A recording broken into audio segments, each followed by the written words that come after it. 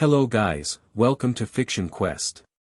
So in this video, we will see what if Naruto reincarnated as a stray devil and built a harem with Rias and Akeno. If you enjoy these kinds of stories, don't forget to show us some love by hitting the like button and subscribing to the channel. Your support means the world to us. Now, let's start the story. Chapter 1, The Fox in an Empty City. The first sensation was not pain, but falling. An endless, silent descent through a void that had no up or down, only a profound and terrifying nothingness. He had a memory, sharp and crystalline, of a blinding light, the roar of two cataclysmic powers meeting, and a feeling, not of triumph, but of peace. Of a promise kept. Sasuke. The valley. The end. Then, this. The fall. The second sensation was rain.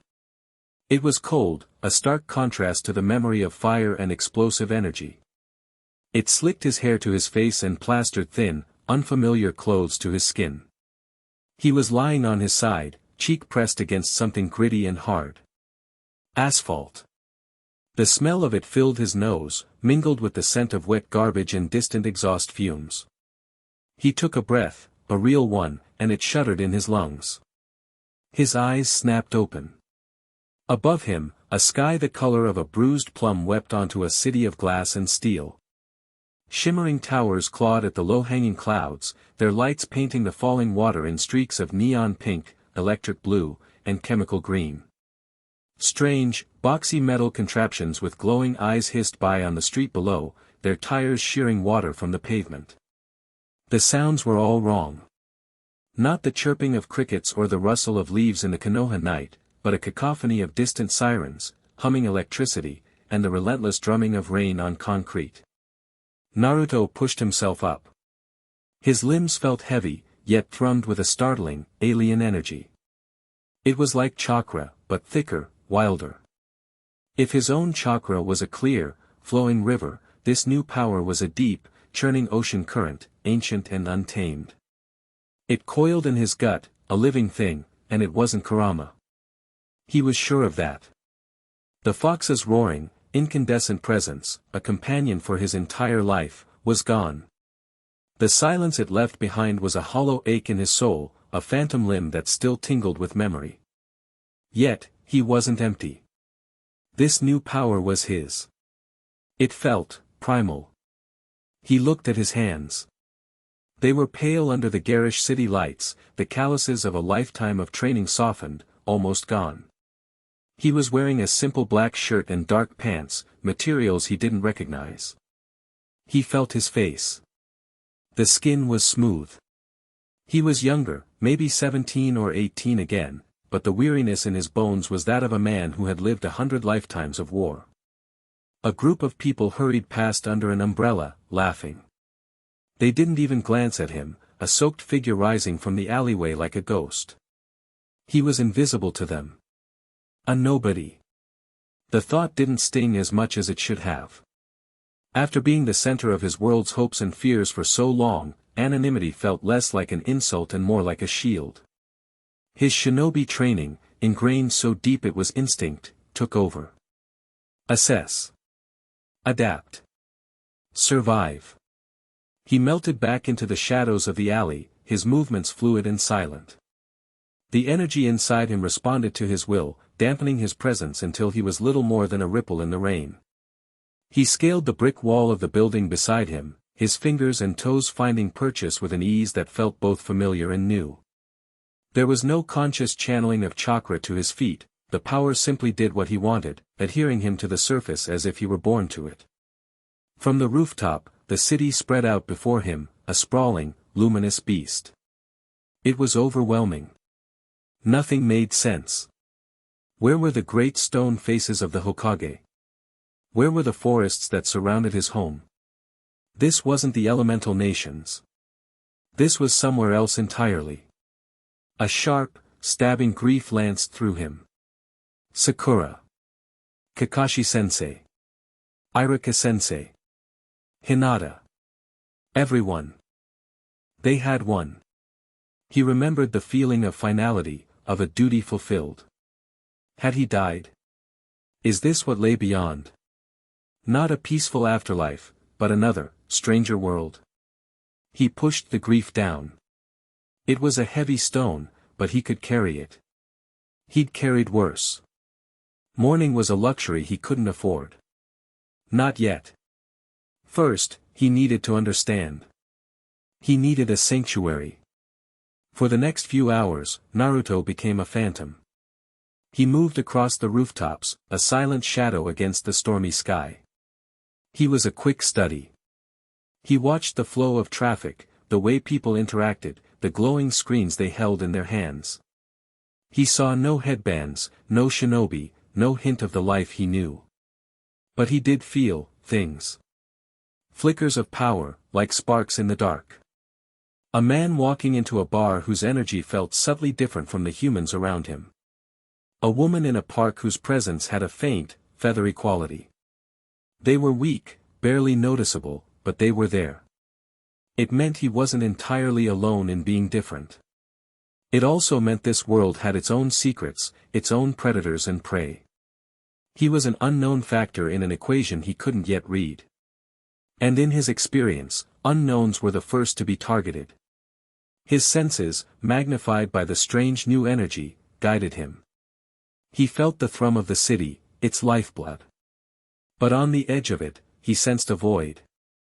An area where the city's pulse grew faint, replaced by the quiet decay of neglect. He followed the feeling, leaping from building to building, the rain a constant companion. He found it on the industrial outskirts of the city, a sprawling district of abandoned warehouses and silent factories. Rusting chain-link fences sagged between concrete posts. Broken windows stared out like hollow eyes. The rain pooled and potholed asphalt, reflecting the skeletal silhouettes of cranes against the night sky. The air here was heavy with the smell of rust and damp earth. There was no life, no hum of electricity, no flickers of power. It was dead. Empty. Perfect.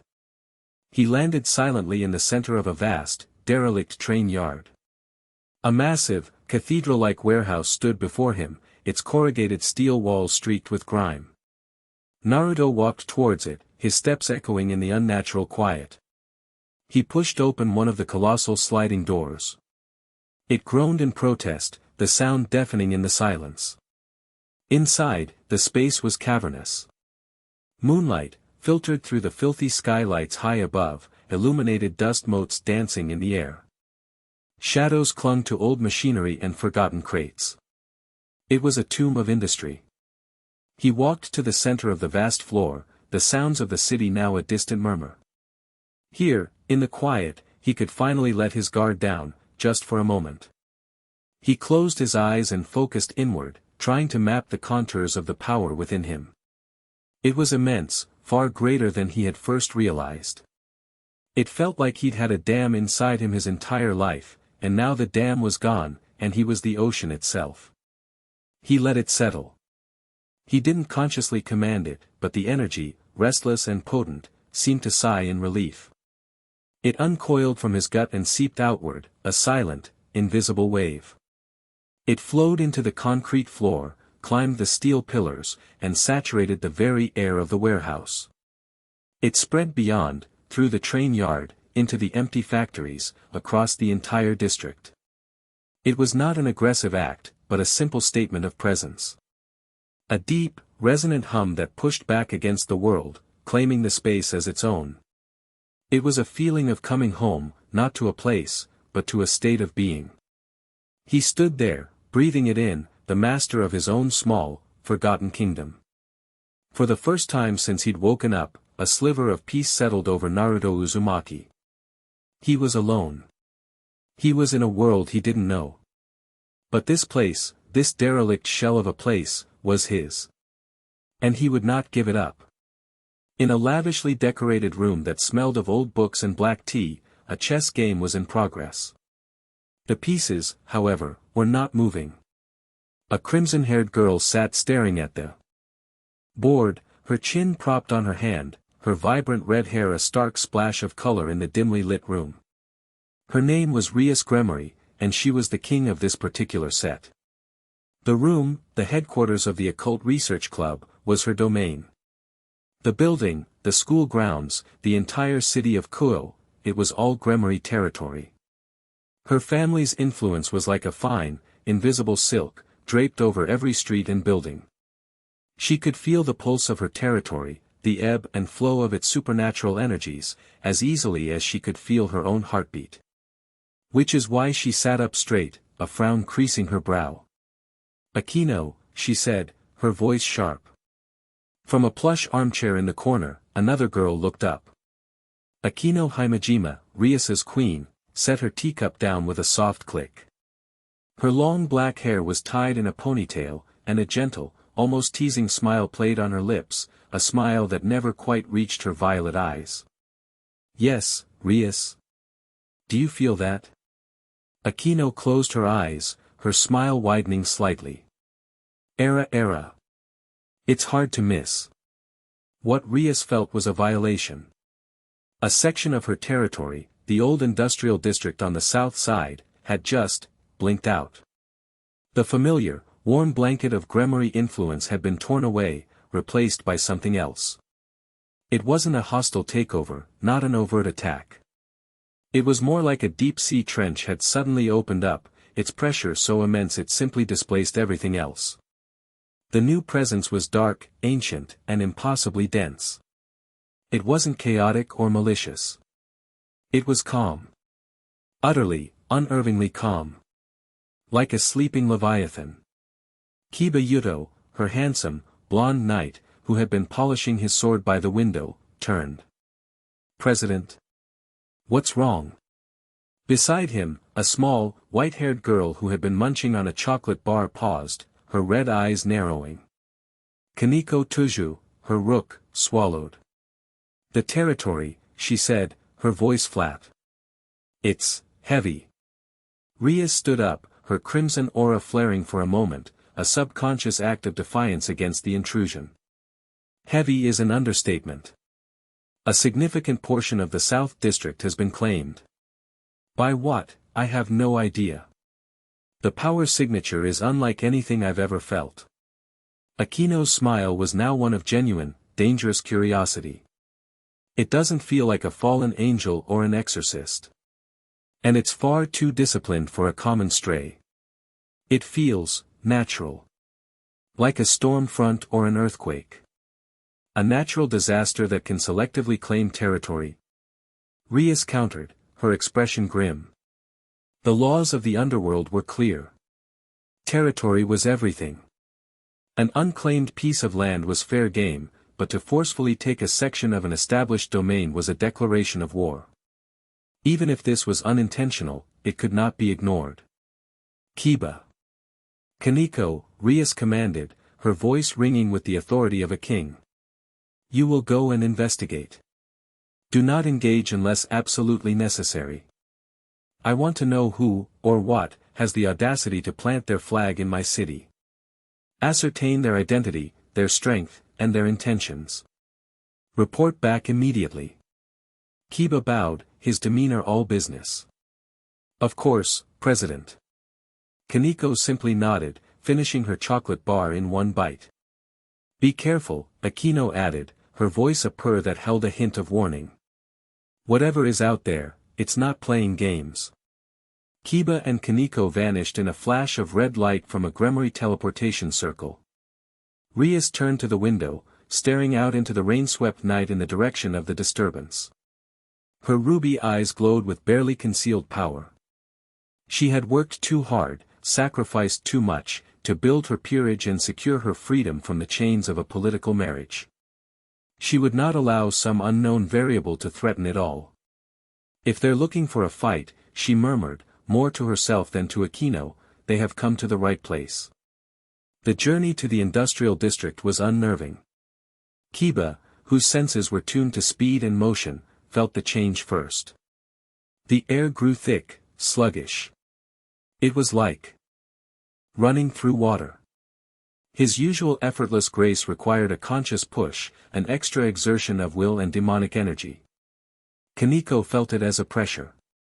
A physical weight on her small frame. It was a presence so immense that it had its own gravity. She had stood before high-class devils and powerful fallen angels. This was different. Their power was a projection, a weapon they wielded. This felt like the very fabric of the environment had been rewritten by a force that dwarfed them completely. They materialized at the edge of the district, near a rusted fence. The difference was night and day. On one side of the fence, the familiar energy of Kuo and the Gremory clan. On the other, the silent, crushing pressure of the unknown. "I don't like this," Kiba said, his hand resting on the hilt of the sword that wasn't there, ready to manifest it in an instant. "It feels like we're walking into a dragon's lair."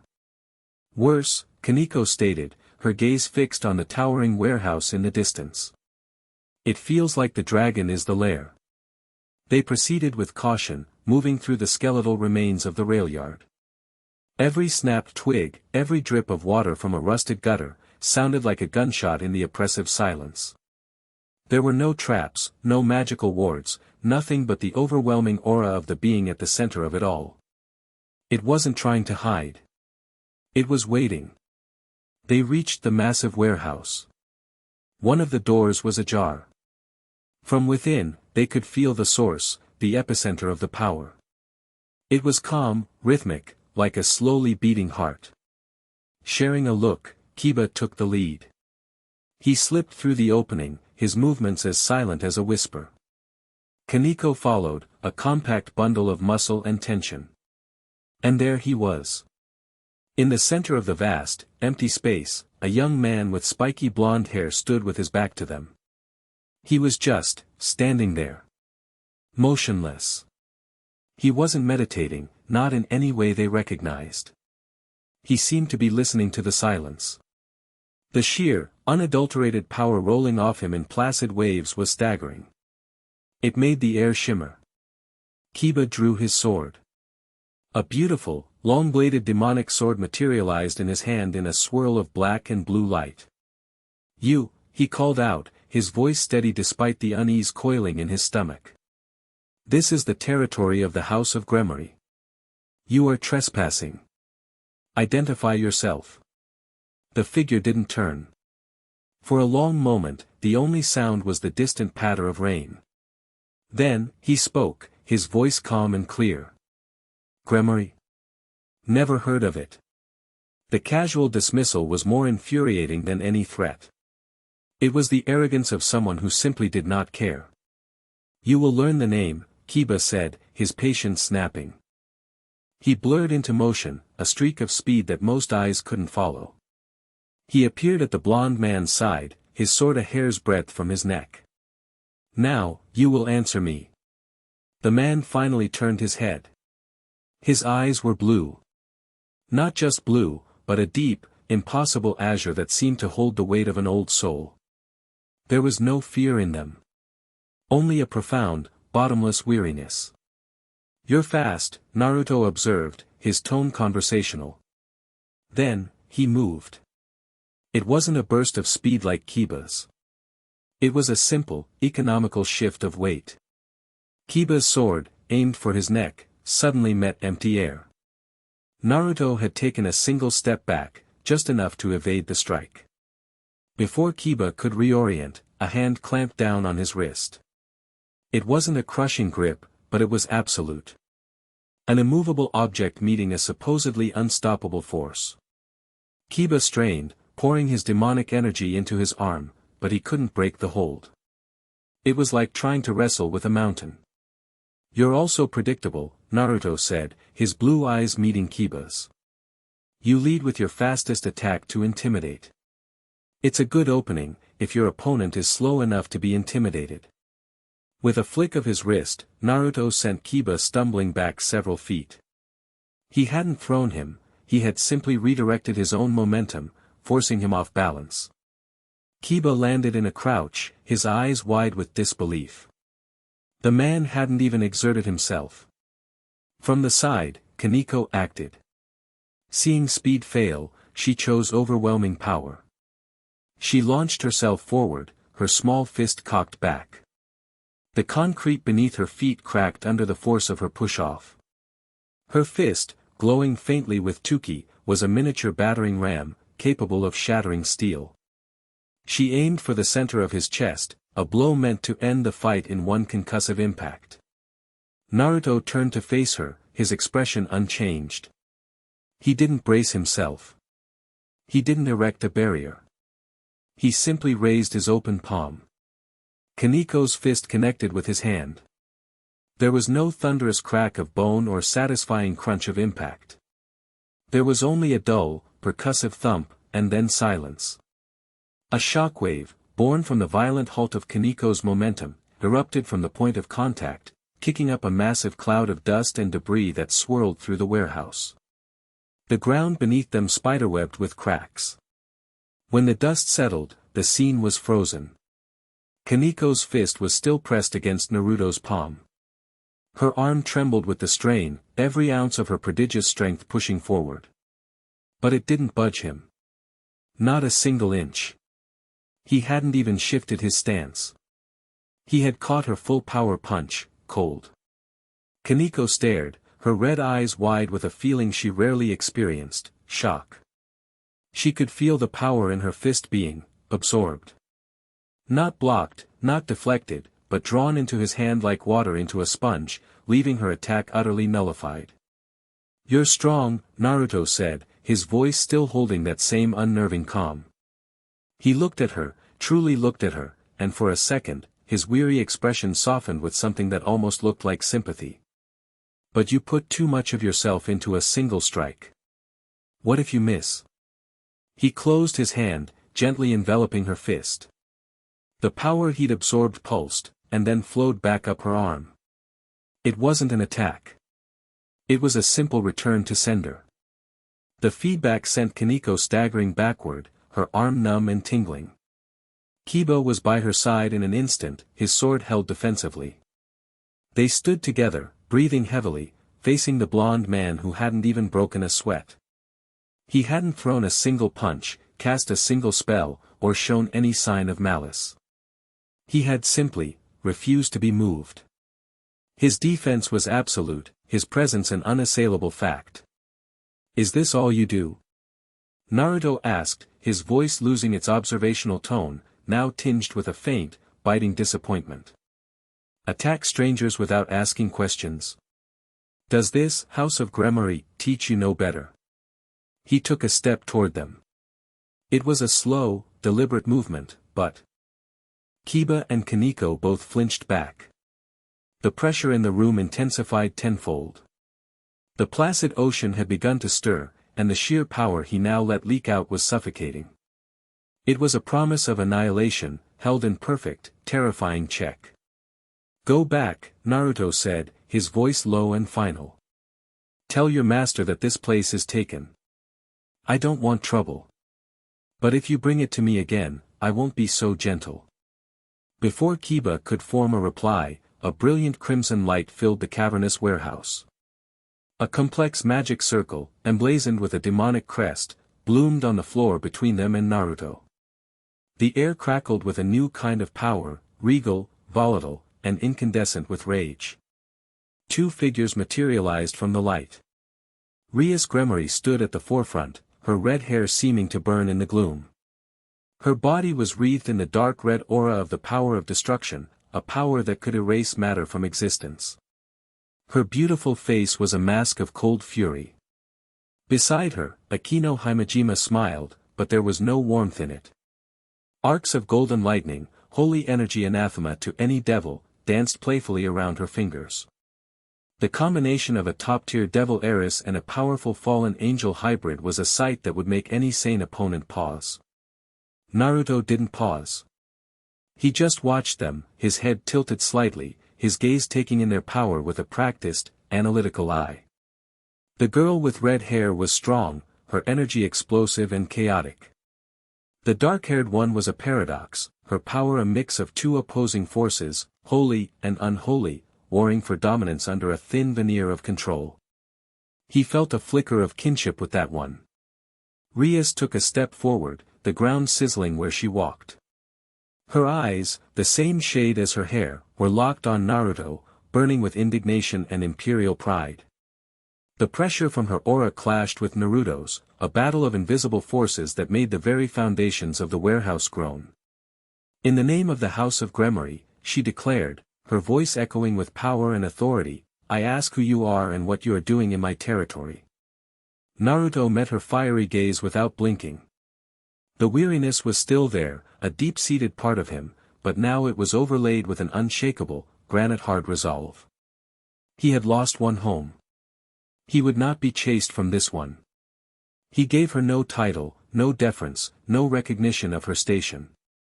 He gave her only the simple, unvarnished truth.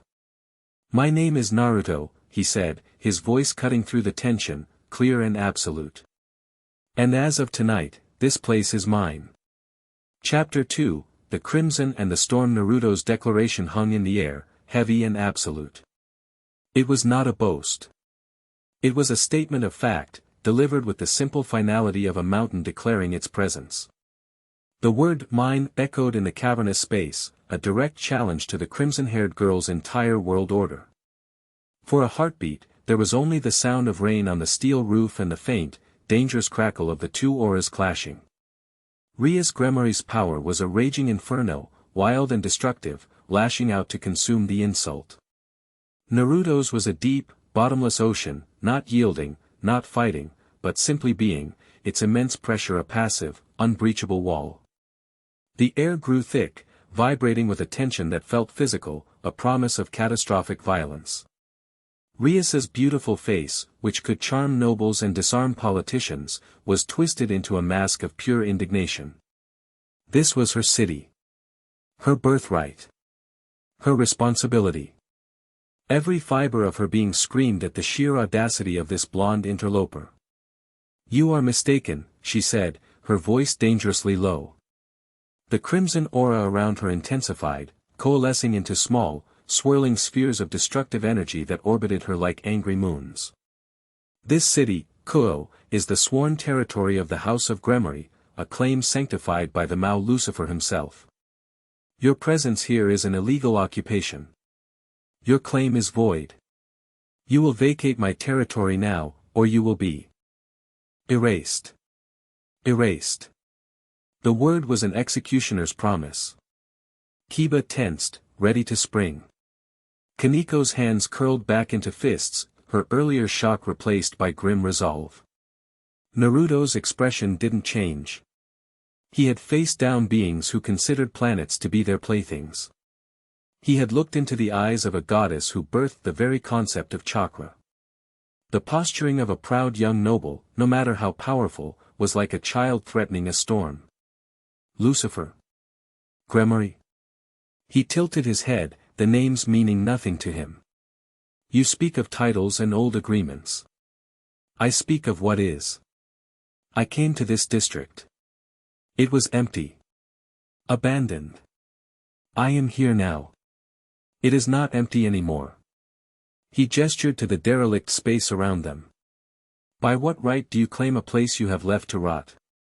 His simple, practical logic was a battering ram against the gilded gates of her noble sensibilities. It was infuriating. By the right of my blood. By the laws of the underworld. Rias shot back, taking a step forward. The ground sizzled where she trod. Laws you are now breaking. Your laws, Naruto countered, his voice remaining level, cutting through her rage. Not mine. Where I come from, strength determines reality. You value power, don't you? Your energy feels like it. It wants to destroy, to dominate. So here is the reality, I am here. My strength holds this place. To take it from me, you must be stronger. He paused, his blue eyes sweeping over her, Kiba, and Kaniko. Are you? It wasn't a question. It was a judgment. And in the oppressive silence of the warehouse, they all knew the answer. Rias's teeth ground together. He was right. That was the most galling part of it all. The underworld was built on a foundation of might makes right, dressed up in the finery of nobility and law. This man had stripped away the finery and was pointing directly at the foundation. He was using their own core philosophy against them, and she had no counter. To attack him now would be to admit her laws were meaningless without the power to enforce them. To retreat would be a humiliation. She was trapped. Her pride demanded action, but her instincts as a king screamed caution. He had neutralized her knight and rook without effort. What else was he capable of? It was Akeno who broke the stalemate. Her playful smile had returned, but it was sharper now, laced with a predatory curiosity. The lightning dancing on her fingertips wasn't just a threat, it was a sign of her own burgeoning excitement. This man was not just powerful, he was interesting. He had spoken to Rias not as a subordinate or a foe to be crushed, but as an equal. Perhaps even a superior. Akeno had not seen anyone do that in a very long time. Era, Rias, she purred, her voice a silken melody that did little to hide the danger beneath. He's a stubborn one, isn't he? Words seemed to be ineffective. She took a graceful step forward, positioning herself slightly ahead of Rias. Perhaps he needs a more shocking demonstration of our position. Rias gave a subtle, almost imperceptible nod. A test. They needed more information. Akeno's power was the perfect tool. As a hybrid of devil and fallen angel, her holy lightning was a specialized weapon, an agony tailored specifically for demonic bodies. If this man had any trace of devil in him, even as a stray, this would cripple him. Naruto's gaze shifted to Akeno. He watched her, his senses alive. That strange, conflicted energy of hers was flaring up, the two halves of her power churning against each other. If you want to see my strength, he said, his tone flat, then come. Akeno's smile widened into a beautiful, terrifying thing. With pleasure. She raised her hand, and the playful arcs of light vanished, coalescing into a single, blindingly brilliant point of energy. The air filled with the smell of ozone. The power that radiated from her hand was not the dark, chaotic energy of a devil. It was pure, holy power, shaped into a weapon of divine judgment. Golden light illuminated the warehouse, casting long, stark shadows. Have a taste of heaven's wrath, she whispered. A bolt of concentrated holy lightning, thick as a man's arm, erupted from her palm. It did not just cross the distance, it annihilated it, screaming through the air with a sound like tearing reality. It was a spear of pure, golden energy, aimed directly at Naruto's heart. Kiba braced himself for the inevitable scream of agony. Rias watched with cold, clinical focus, ready to analyze the effect. Naruto did not move to dodge. He didn't erect a shield or gather his own energy for a counterattack. As the spear of light was about to impale him, he did something so simple, so utterly impossible, that it broke the minds of everyone watching. He raised his right hand, palm open. The holy lightning struck his palm. The expected explosion of flesh and blinding light never came. There was no scream. Instead, there was a deafening crack as the torrential flood of holy power met an unmovable shore. The lightning bolt didn't shatter or dissipate. It was caught. It writhed and bucked, a living thing trapped in his grip, its golden energy flaring violently before being drawn into his hand. The light crawled up his arm, illuminating the strange, dark markings that tattooed his skin, a script none of them had ever seen. The lightning, a power that could bring high-class devils to their knees, crackled harmlessly around his fingers before vanishing into his palm as if he were drinking it. The silence that followed was more profound than any noise. Kiba's jaw was literally hanging open, his sword feeling like a useless toy in his hand. Kaniko's eyes were wide, her usual stoic expression completely gone, replaced by pure, unadulterated disbelief. She had felt the holy nature of that attack, it had made her own devilish energy recoil in instinctual fear. This man had just touched it. Rias felt a cold dread mix with her fury. Her mind raced, discarding possibilities one by one. Not a devil. Not a fallen angel, or the lightning would not be so effective a tool for Akeno. Not an angel, his own aura was far too dark and primal. A god? A dragon? What in the 9 circles of hell was he? But it was Akeno who was most affected. The smile was gone from her face, wiped clean. Her hand, still outstretched, trembled slightly. That attack was a part of her soul, a manifestation of the heritage she despised and feared. It was her ultimate weapon and her deepest shame. To see it so effortlessly neutralized, treated as nothing more than a passing curiosity, was a shock that struck her to the very core. Naruto lowered his hand, flexing his fingers as if to work out a minor cramp. He looked at the spot where the lightning had struck, then back at Akeno, his blue eyes holding a new, analytical light. "Interesting," he said, his voice quiet. "Your power is strong. But it feels, torn. Warring with itself." He took a step closer, his gaze so intent it felt like a physical touch. He wasn't looking at her body, but through it, at the energy churning within. "It's lonely.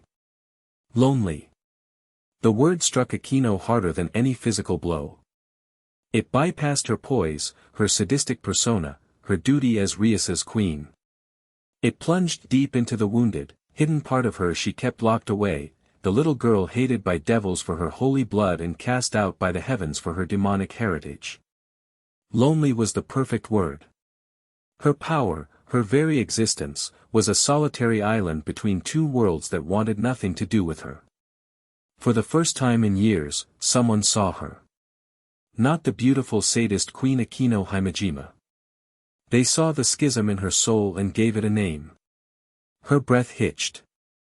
The carefully constructed mask of playful dominance fractured. A flicker of raw, genuine pain crossed her features before she could suppress it. She quickly forced the smile back onto her face, but it was a brittle, fragile thing now. My, she managed, her voice a little too high, a little too strained. "You're full of surprises." She took a step back, her composure rattled. She needed distance. She needed to put the walls back up. Rias saw the crack in her queen's armor and knew this situation had spiraled completely out of her control. This man, this Naruto, was not just a physical threat. He had a perceptive ability that was just as dangerous. He had disarmed Akeno emotionally with a single word. The time for threats was over. The time for pragmatism had come. "Enough," Rias said, her voice sharp. She let her power of destruction fade, the crimson aura receding back into her body. The oppressive heat in the warehouse lessened, replaced once more by the crushing weight of Naruto's presence. "This has gone on long enough." She looked at Naruto, her expression now one of grudging respect mixed with deep suspicion. "You are clearly not an ordinary stray. Your power is immense, and it follows none of the rules I know. A direct conflict would be unwise. For both of us." "I told you," Naruto said simply. "I don't want trouble." "And yet you have caused it," Rias countered, her regal bearing returning. "You have taken a piece of my territory. That is an insult I cannot ignore." "However," she continued, holding up a hand to forestall his reply, "I am willing to come to an arrangement. A temporary one." Naruto raised an eyebrow, waiting. "You may keep this district," Rias declared, the words tasting like ash in her mouth. "Consider it, on loan. You will not expand from this area. You will not interfere with any of my business in the rest of the city. Your presence here will be tolerated, so long as you remain within these boundaries. Any move to claim more territory, or to harm any human or supernatural being under my protection, will be considered an act of war. Do we have an agreement?" It was a strategic retreat, framed as a magnanimous offer. She was saving face, establishing a boundary, and buying herself time. Time to research him, to report this to her brother, to figure out what he was and how to deal with him. Naruto considered it for a moment. He had no desire to rule a city. He didn't want territory. He wanted a sanctuary, a place to think, to understand what had happened to him. This abandoned district was all he needed. Her offer gave him exactly what he wanted, to be left alone. "Fine," he said with a nod. I stay here. You stay out. The deal is made. Rias stared at him for a long moment, memorizing his face, the strange marks on his skin, the impossible depth in his eyes. Very well. She turned to her peerage. Kiba, Kaneko, Akeno. We are leaving. She conjured the Gremory teleportation circle again. The crimson light was a stark contrast to the gloom. Kiba gave Naruto one last look of awe and trepidation before stepping into the circle. Kaneko just stared, her mind still trying to process the feeling of her strongest punch. Being stopped by an open palm. Akeno was the last to move. She hesitated, her eyes meeting Naruto's across the space. The playful mask was gone, replaced by a complex storm of curiosity, fear, and a startling, raw vulnerability. He saw her, and she knew it.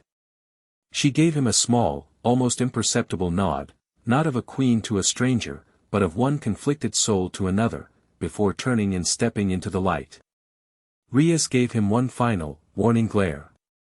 Remember our agreement, stray. Then, in a flash of crimson, they were gone. The warehouse was silent again, save for the rain. The echoes of their power faded, leaving only Naruto's own immense, calm aura saturating the space. He stood motionless for a long time, listening to the quiet. He had a place. He had a truce. For now. He replayed the encounter in his mind, analyzing it. The Gremory girl was proud and powerful, but her power was brutish, all destruction. The boy was fast but lacked cunning. The little girl was a powerhouse of physical strength but was straightforward. They were strong, but they were young. Predictable. The other one, though. Akeno. Her power was the most fascinating. The holy and the demonic, a paradox held in a fragile, human-shaped container. Lonely. He had felt it so clearly. The sting of isolation, the pain of being an outcast. It was a feeling he knew all too well. He sighed, the sound loud in the emptiness. He ran a hand through his damp hair. This world was complicated. Devils, titles, territories. It was a headache he didn't need.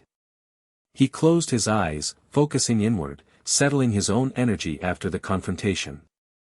He let his senses expand, not just through the district, but beyond, pushing at the edges of his perception, trying to get a better feel for the world around him. He felt the life force of the city, the millions of sleeping humans, the small sparks of supernatural power. He felt the lingering trace of Rias's magic, a faint stain of wine and pride. And then he felt something else. It was at the absolute farthest edge of his sensory range. It wasn't a spark of power like the others. It was a void. A pinprick of absolute nothingness. An unnatural cold that had nothing to do with temperature. It was a silence in the symphony of life, a patch of static in the broadcast of existence.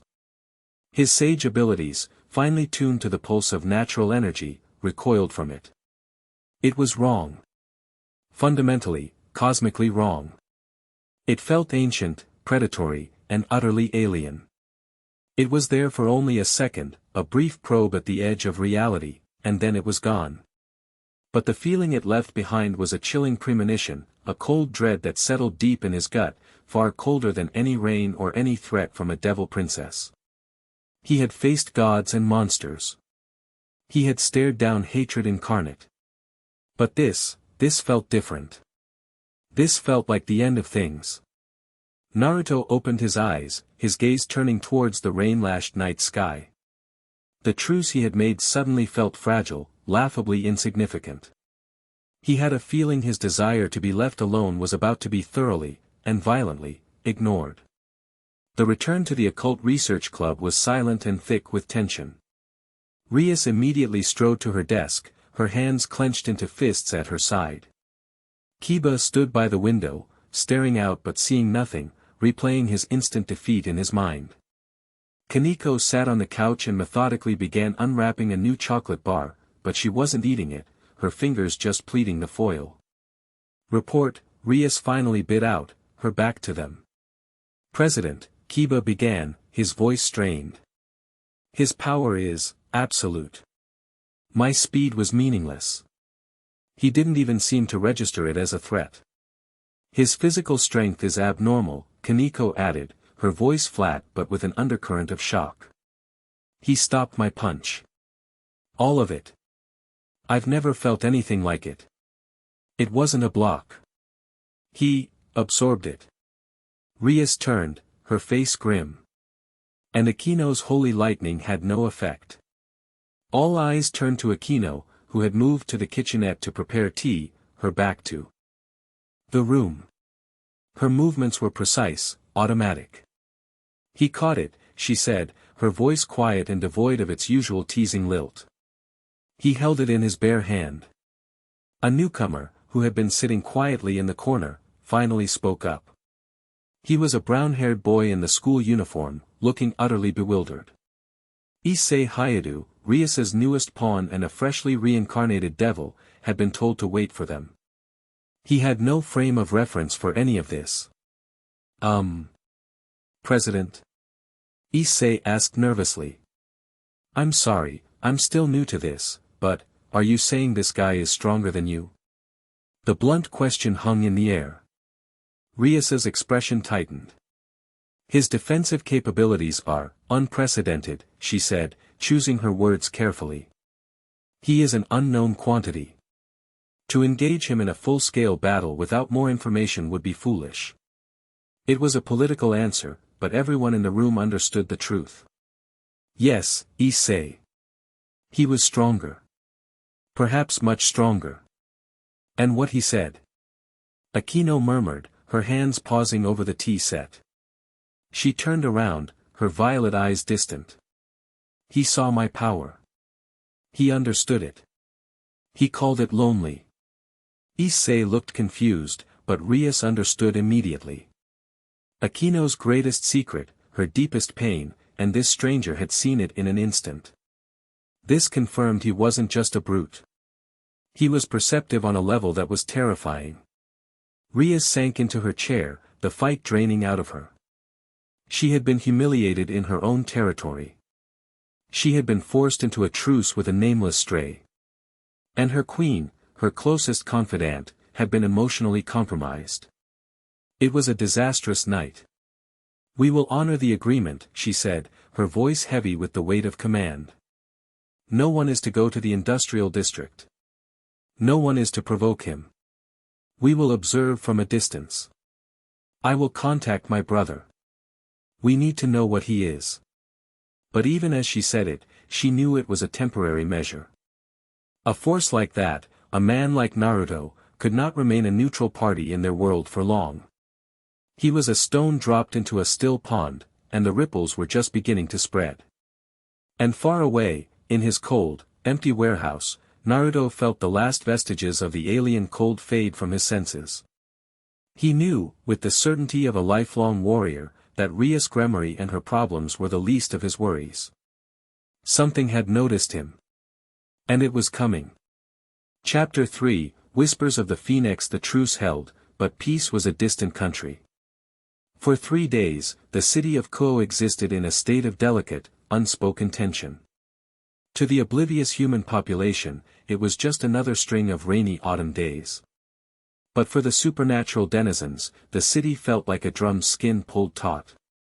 The Gremory peerage went about their usual duties, forging pacts, eliminating minor strays in the northern sectors, maintaining the facade of a normal high school club, but an invisible line had been drawn across their map.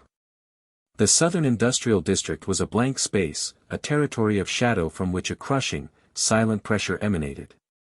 Naruto, for his part, honored the agreement with absolute precision. He did not leave the district. His power, a constant, ambient thrum, never wavered and never expanded. He was a ghost in his own fortress, spending his time in the cavernous silence of the central warehouse. He sat for hours, not meditating, but simply being.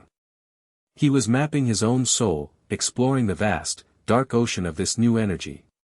It was pliable, immensely powerful, and responded to his will, but it lacked the familiar structure of chakra. There were no hand signs, no network of pathways. It was primal will made manifest. He practiced shaping it, creating orbs of dense, silent energy that held the weight of a star, then letting them dissolve back into him. He practiced moving, not with the explosive bursts of a shinobi, but with a quiet, flowing grace that felt more like instinct than technique. He was a master learning a new art form, and the empty factories were his dojo. He was also listening.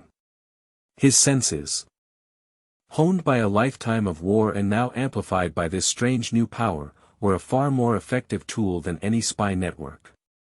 He could feel the pulse of the city, the individual heartbeats of its inhabitants, the faint sparks of other supernatural beings moving through the streets. He felt Rias Gremory and her peerage as they went about their business, their energies a familiar collection of pride, speed, strength, and that lonely, fractured lightning. They were avoiding him. Good. In the Occult Research Club headquarters, the mood was perpetually strained. Issei trained with Kiba, his cries of exertion echoing in the main room, but there was a frantic edge to it now. Kaneko consumed twice her usual amount of sweets, a silent coping mechanism. Akeno's smile was ever present, her teasing tone back in place, but Rias could see the hairline cracks in the facade. Her queen was more guarded than ever. Rias herself felt the pressure most acutely. She was a king in a stalemate, her authority checked not by a rival noble, but by a complete unknown. The report she had sent to her brother had been detailed, concise, and filled with a sense of profound urgency. The response, she knew, would shape the future of her presence in Kuo. It came on the third night. The Gremory crest flared to life in the center of the room, a swirling vortex of crimson light that smelled of old magic and cinnamon. The others fell silent as a figure materialized. It was not her brother, but a projection, a life-sized, perfect image of him, rendered in shimmering magical energy. Surzek's Lucifer stood before them, his presence commanding even as a mere illusion.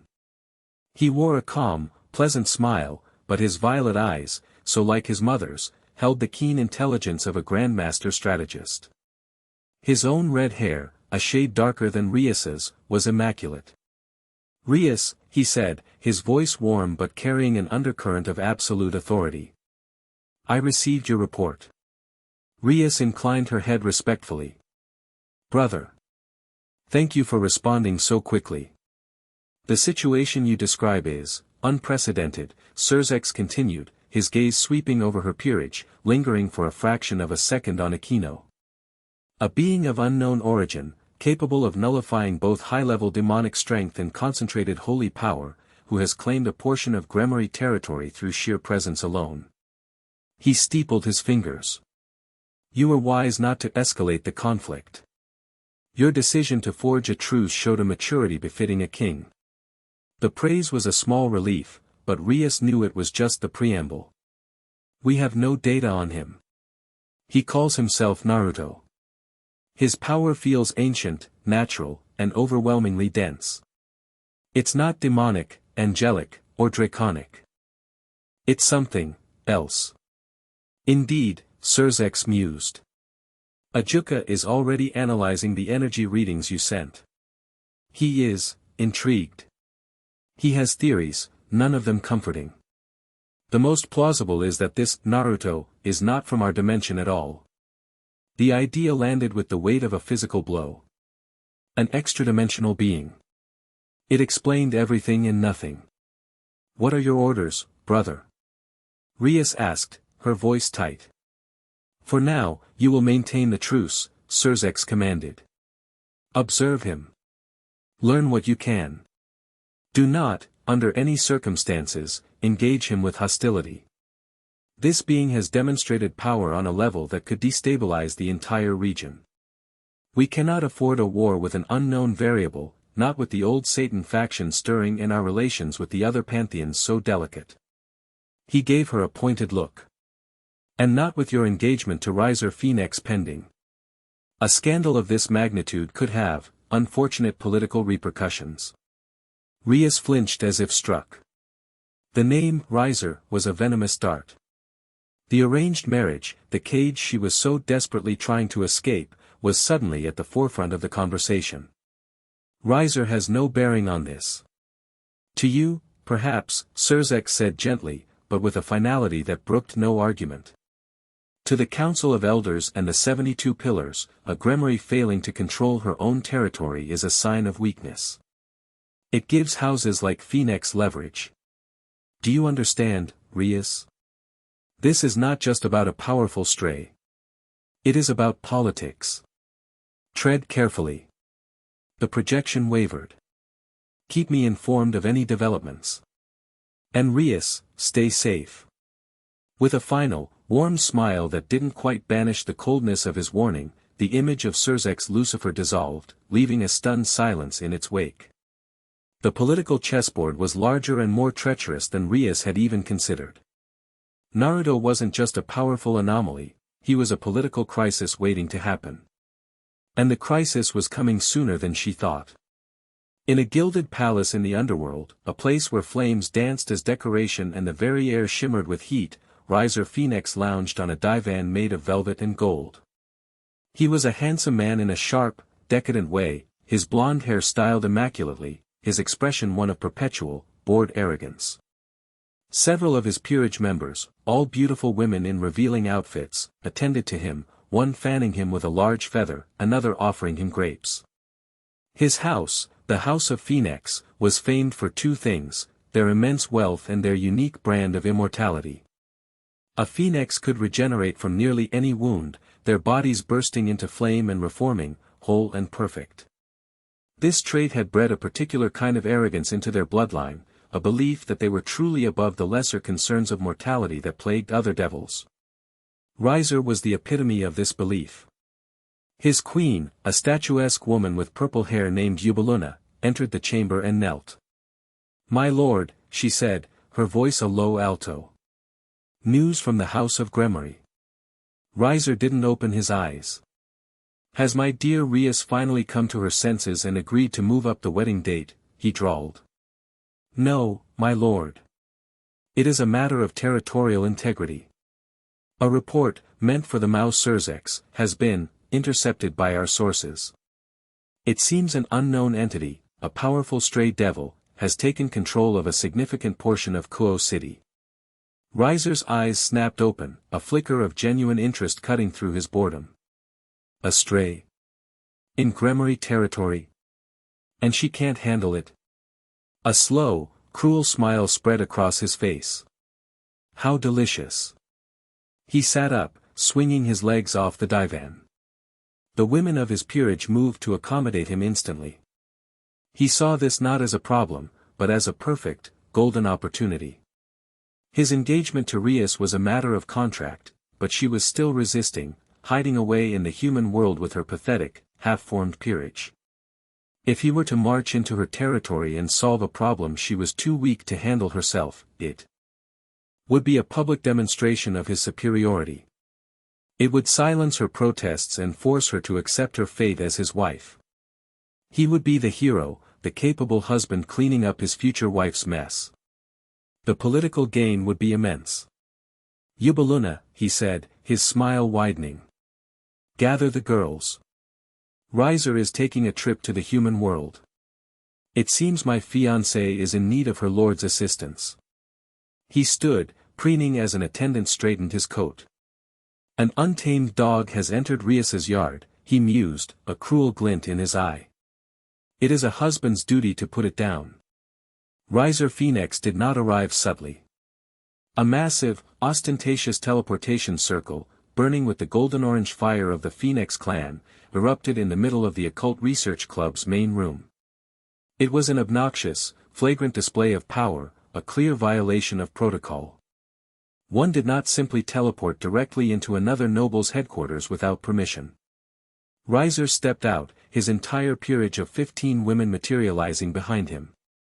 They were a vision of coordinated beauty and power, but their energy felt hollow, sycophantic, revolving entirely around the man at their center. "Rias, my darling." Riser boomed, spreading his arms wide as if expecting an embrace. "Riser has come to save you." Rias shot to her feet, her face a thundercloud. "Riser." What is the meaning of this? You have no right to be here. He strode forward, ignoring her protest, and took her hand, bringing it to his lips. Rias snatched it back as if burned. Now, my sweet. Is that any way to greet your fiancé? Riser heard you were having a little pest problem and came all this way to help. You should be grateful. His condescending tone grated on every nerve. His gaze swept over her peerage, dismissing them with a sneer. He lingered on Akeno. Ah, the half-breed queen. Still serving my Rias? His eyes then fell on Issei. And what is this? A new pawn. He reeks of desperation. You truly are scraping the bottom of the barrel, my dear. Issei, filled with a righteous, hormonal fury, started to shout, but Kiba put a restraining hand on his shoulder. This was not a fight they could win. I have the situation under control, Rias said through clenched teeth, trying to maintain some semblance of authority. Your presence here is unnecessary. Under control. Riser laughed, a loud, grating sound. My sources say you were forced into a truce. A gremmery, forced to cede her own territory to a common stray. It's a disgrace. But don't you worry your pretty little head. Riser will clean up this mess. It will be my wedding gift to you. He turned to his own peerage, puffing out his chest. This Naruto, where is he? Riser, no. Rias pleaded, her pride warring with her fear for what was about to happen. You don't understand. He's not just some common stray. He is an obstacle to our union, and Riser will remove him, he interrupted, waving a dismissive hand. He looked over his queen. Yubaluna. Yubaluna stepped forward, her expression impassive. Yes, my lord. You will go to this, industrial district. Find this stray and eliminate him. Annihilate the entire district if you must. A show of force is required. He smirked at Rias. Let us show my fiancé how true nobles handle vermin. My lords will be done, Yubaluna said with a bow. Her back sprouted magnificent, bat-like wings. Wait! Rias cried out, but it was too late. Yubaluna shot through an open window, a purple blur against the evening sky, heading south. Riser turned back to Rias, his smile triumphant. Now, my love. While my queen takes out the trash, why don't you serve your future husband some tea? Rias stared at him, her heart pounding with a mixture of rage and terror. She then looked out the window in the direction Yubaluna had gone, a pit of dread forming in her stomach. Riser hadn't just insulted her. He had signed his queen's death warrant. Naruto felt her coming. She was a spike of arrogant, fiery power moving rapidly through the sky, making no attempt at stealth. He sighed. The truce had lasted all of 3 days. He had expected the red-haired girl to be the one to break it, not some new player. He stepped out of the warehouse, looking up into the darkening sky. The rain had finally stopped, leaving the air clean and cold. A figure descended from the clouds, landing 50 feet away from him in a swirl of demonic energy. She was tall, regal, and radiated a power focused on explosive force. A bomber, he analyzed instantly. All offense, likely little defense. So you are the stray, Naruto, Yubaluna announced, her voice echoing in the silent rail yard. She looked around at the decaying industrial landscape with disdain. To think you would choose to live in such a filthy place. You truly are no better than a rat. Naruto just watched her, his hands in his pockets.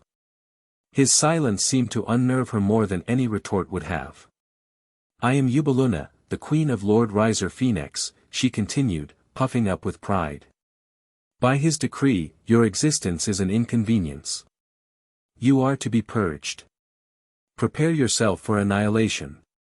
She rose into the air, her hands glowing with purple energy. She gathered it, forming a massive, crackling sphere of destructive magic above her head. It was a powerful spell, designed to level city blocks.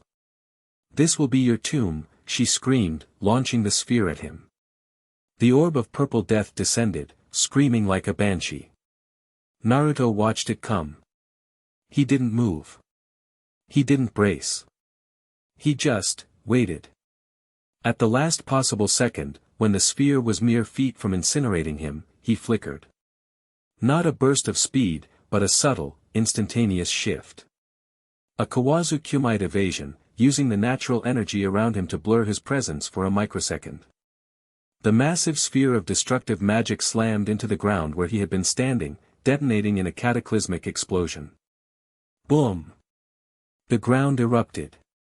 A mushroom cloud of purple energy and debris roared into the sky, shaking the entire district. The shockwave shattered the remaining windows on the warehouse and sent old train cars tumbling like toys. Yubaluna floated above, a smug smile on her face. Nothing could have survived that. A fitting end for scum, she declared. You missed. The voice came from directly behind her. Yubaluna froze, her blood running cold. She spun around, her eyes wide with shock. He was just there. Floating in the air behind her, his arms crossed, his expression one of mild boredom. He hadn't flown. He was simply standing on the air as if it were solid ground. How? She stammered. Your attack was big and loud, Naruto said, his voice calm. It's easy to dodge something you can see coming from a mile away. Before she could react, he made a simple hand sign, a cross-fingered gesture she didn't recognize. Kage Bunshin no Jutsu. In a puff of white smoke, an exact copy of him appeared at her other side. Yubaluna cried out in alarm, lashing out with a whip of purple energy at the clone. The clone dissolved in another puff of smoke, but it had served its purpose. Her attention had been diverted for the split second he needed. Naruto moved. He appeared in front of her, his hand reaching not for her throat or her heart, but for her forehead. His fingers glowed with a faint, swirling orange energy.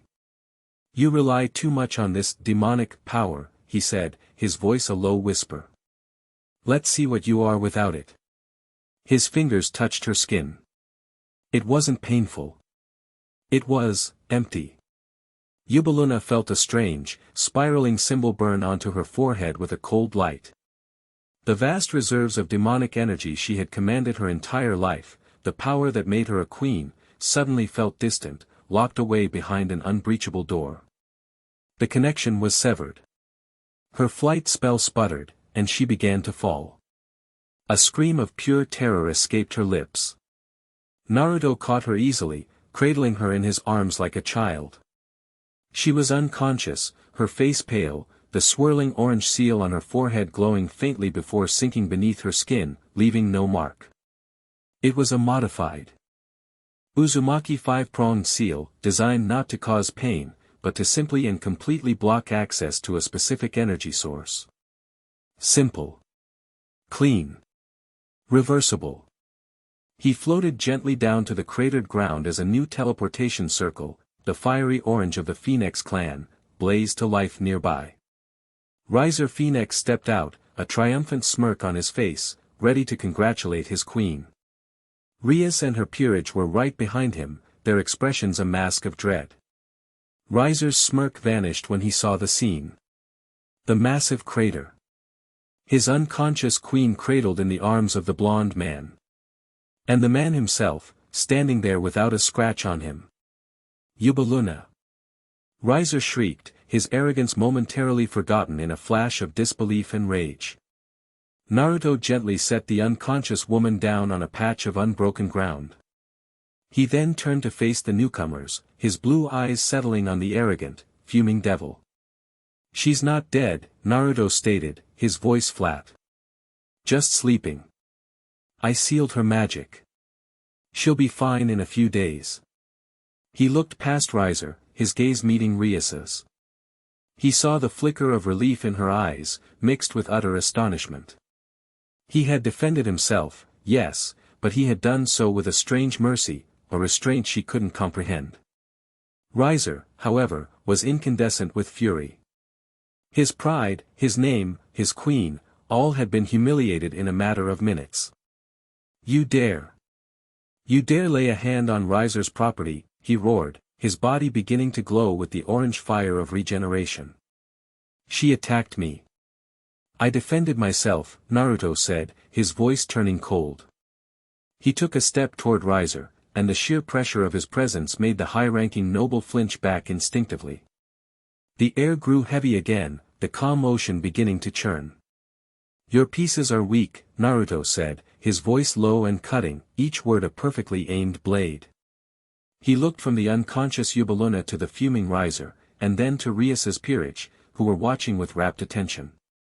You send them to die for your pride, and you call them your property. You see them as tools. That's why you'll always be beaten by those who see them as comrades. He stared directly into Riser's furious eyes. Go home. And take your toys with you. The public humiliation was absolute. It was delivered not with a shout, but with a quiet, dismissive judgment that stripped Riser of all his bluster and left only his pathetic, wounded ego. He was speechless, trembling with a rage so profound he couldn't even form a coherent threat. He pointed a shaking finger at Naruto, then at Rias. This is not over. You will pay for this, both of you. You will regret this day, Rias. With a final, incoherent scream of fury, Riser grabbed his still unconscious queen, and his entire peerage vanished in a chaotic flash of fire and shame. The railyard was silent again. Rias and her peerage stood frozen, staring at Naruto. He hadn't just defeated a powerful opponent. He had dismantled an ideology. He had defended his territory, yes, but in doing so, he had also, inadvertently, defended Rias's honor in a way she never could have herself. She looked at him, this strange, powerful, merciful being, and for the first time, the suspicion and fear in her heart were joined by a new, startling emotion, a deep, profound, and grudging admiration. Naruto simply turned his back on them and began walking toward his warehouse, his shoulders slumped with a weariness that had nothing to do with the fight. The political maneuvering, the posturing, the arrogance, it was exhausting. He just wanted some peace. That night, sleep did not bring peace. It brought a nightmare. He wasn't in the warehouse. He was floating in an endless, starless void. It was not the peaceful blackness of his fall into this world, it was a hungry, predatory darkness. The cold was absolute, a metaphysical chill that seeped into his very soul. He felt watched, not by eyes, but by a vast, unblinking consciousness that was the void itself. And then came the sound. It was not a sound one could hear with their ears. It was a chorus of silent screams that echoed directly in his mind, the psychic death cries of a billion souls from 1,000 consumed realities. It was a symphony of despair, of worlds ending, of hope being extinguished like a candle in a hurricane. A single thought, not his own, bloomed in the center of the psychic noise, a message from the great silence itself. Anomaly. We feel your light. It is a dissonance in the grand emptiness. The song must be silenced. We are coming. Naruto awoke with a gasp, sitting bolt upright in the dark, cold warehouse. He was drenched in a cold sweat, his heart hammering against his ribs. The phantom scream still echoed in his mind. He looked at his hands. They were trembling. He had faced down the Jubi. He had fought a literal goddess. But he had never, ever felt a fear so pure, so primal, as he had in that dream. He had an enemy. Not a rival like Rias or an arrogant fool like Riser. He had a true enemy, a cosmic horror drawn to the very light of his soul. And it was on its way. Chapter 4, a bond forged in lightning. The nightmare clung to Naruto like a shroud for days. The silence of his industrial sanctuary was no longer peaceful, it was a pale imitation of the absolute, hungry void from his dream. The phantom screams echoed in his quietest moments. He trained with a new, grim intensity, pushing the boundaries of his primal energy not just for understanding, but for power.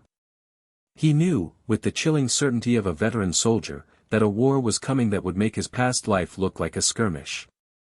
The Heralds of Silence. The Yulgun. The names felt alien on his tongue, but the threat was as real as the concrete beneath his feet. His isolation was a double-edged sword. It gave him the space to prepare, but it also left him alone with the encroaching dread. He had always fought alongside others. Facing a cosmic horror by himself was a new, and deeply unsettling, kind of loneliness. It was this very loneliness that drew another to him. Akeno Himejima had become an observer. From the rooftop of a distant, taller building just outside the district's border, she would watch. She used a small pair of magically enhanced binoculars, but it was his energy signature she was truly focused on. Since the night he had caught her lightning, her world had been tilted off its axis. His words, "It's lonely," had been a key turning a lock she had forgotten existed. She saw him training. She saw the orbs of silent, dense power he created, the way he moved with a predator's grace. But she also saw the moments he would stop, standing utterly still for long stretches, staring at nothing. In those moments, the crushing pressure of his aura would waver, and a profound melancholy would wash over his energy signature. It was a sadness so deep it felt ancient. She recognized it because a smaller, sharper version of it lived in her own heart. He wasn't just a monster of power, he was a wounded soul. The thought was both terrifying and magnetic. Her observation was a secret, even from Rias. It wasn't about duty to her king anymore. It was personal. A dangerous, compelling curiosity she couldn't quell. One evening, as dusk painted the sky in shades of orange and purple, she decided to cross the line. The pretense of observation was her shield. She told Rias she was going to perform a final sweep of the territory's northern edge, a plausible lie. But her feet, and the pull of her own conflicted power, carried her south. She landed silently on a rusted gantry overlooking the train yard, her school uniform a stark contrast to the urban decay. She didn't call out. She just watched as Naruto stood in the center of the yard, his back to her. The air around him was still, yet the ground at his feet was a tapestry of strange, swirling black seals, intricate patterns he seemed to be practicing. "Your truce line is back there," he said, his voice carrying easily on the evening air. He didn't turn around. "You're crossing it." Akeno's heart skipped a beat. She hadn't made a sound. He had simply known she was there. The playful mask snapped back into place, a practiced reflex. Era, you have such sharp senses," she purred, stepping down from the gantry, her heels clicking on the asphalt. "I was just getting a closer look." Rias is still very curious about her new neighbor. "Rias isn't here," Naruto stated, finally turning to face her. His blue eyes were tired, but sharp, analytical. They saw more than she was comfortable with. "You are." "Why?" The directness of the question disarmed her. The usual flirtatious evasions she used to control conversations felt flimsy, useless against his straightforward gaze. "Maybe I wanted to thank you," she said, surprising herself with the partial truth. "For Riser." "I didn't do it for your king," he said, dismissing the notion. "I did it because he was an arrogant fool who was going to get his people killed. I don't like arrogant fools." "And yet, you showed his queen mercy," Akeno pressed, taking a step closer. The air between them was thick with his power, a constant pressure she was beginning to get used to. "You could have destroyed her. Why didn't you?" Naruto's gaze softened for a fraction of a second. "She was just a soldier following orders. A misguided one, but still. There's been enough killing in my life. I'm done with it, if I can help it." The sentiment was so at odds with the overwhelming power he possessed that it created a dissonance in Akeno's mind.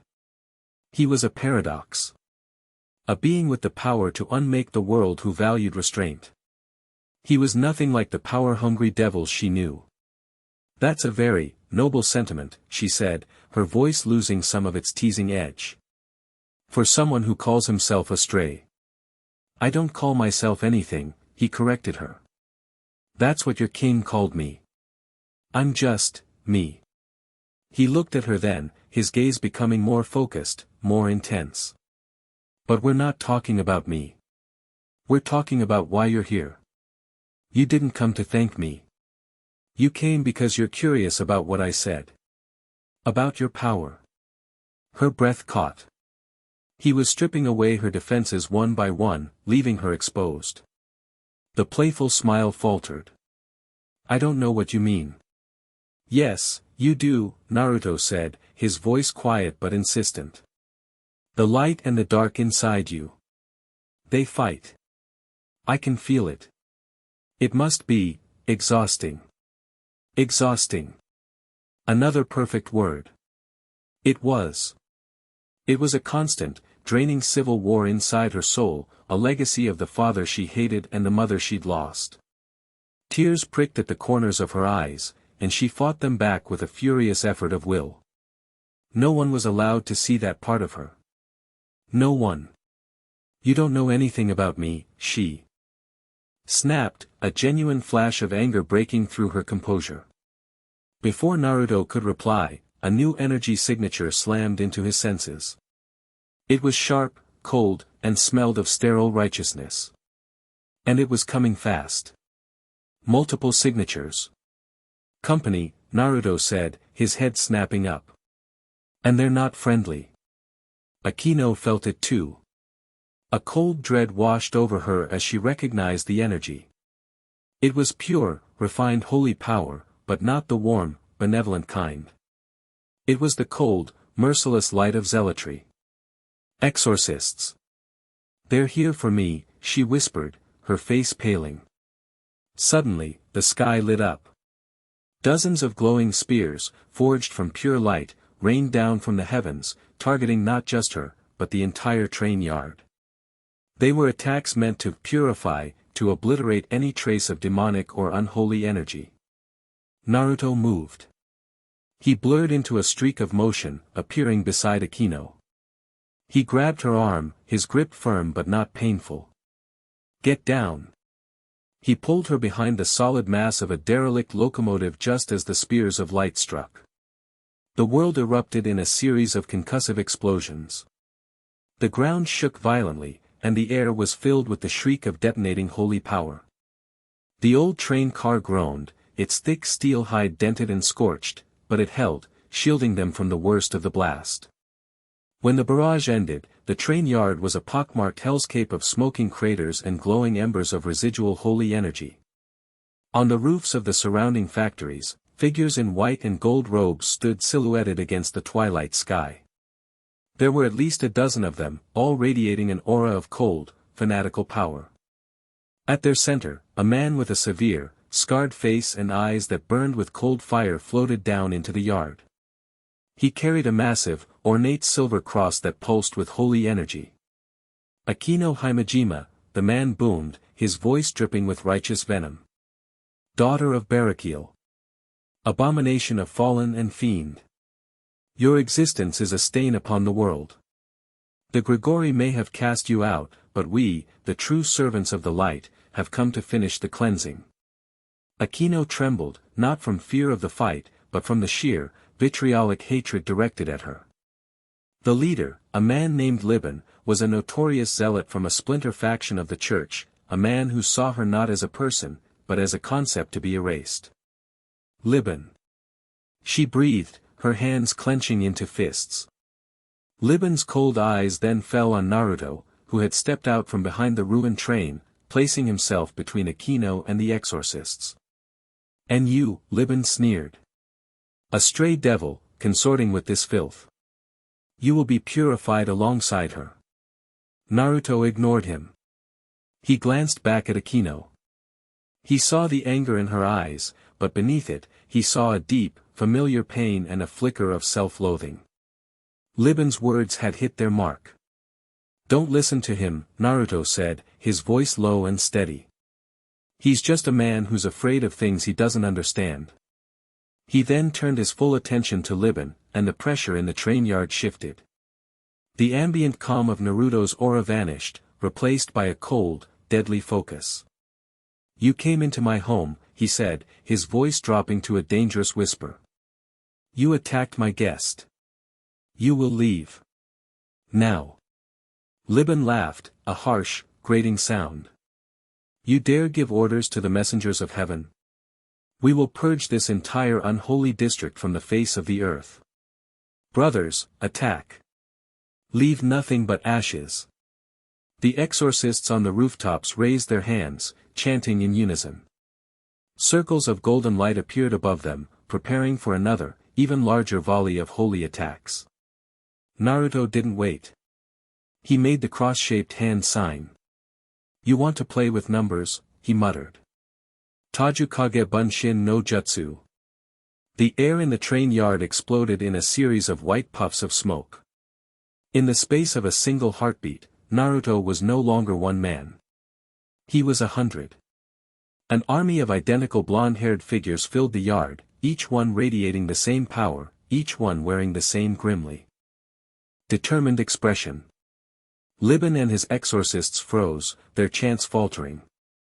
The sheer, sudden escalation was something their rigid doctrines had not prepared them for. Go, the original Naruto commanded, and his army surged into action. It was not a battle, it was a systematic dismantling. The clones swarmed the rooftops, their movements a blur of orange and black. They didn't engage in prolonged fights. They were a wave of relentless, coordinated chaos. An exorcist preparing a light spear would suddenly find his footing swept out from under him. Another, chanting a barrier spell, would be silenced by a swift chop to the back of the neck. They used taijutsu, simple diversions, and overwhelming numbers to break the exorcists' formations and disrupt their spellcasting. The fight was over in less than a minute.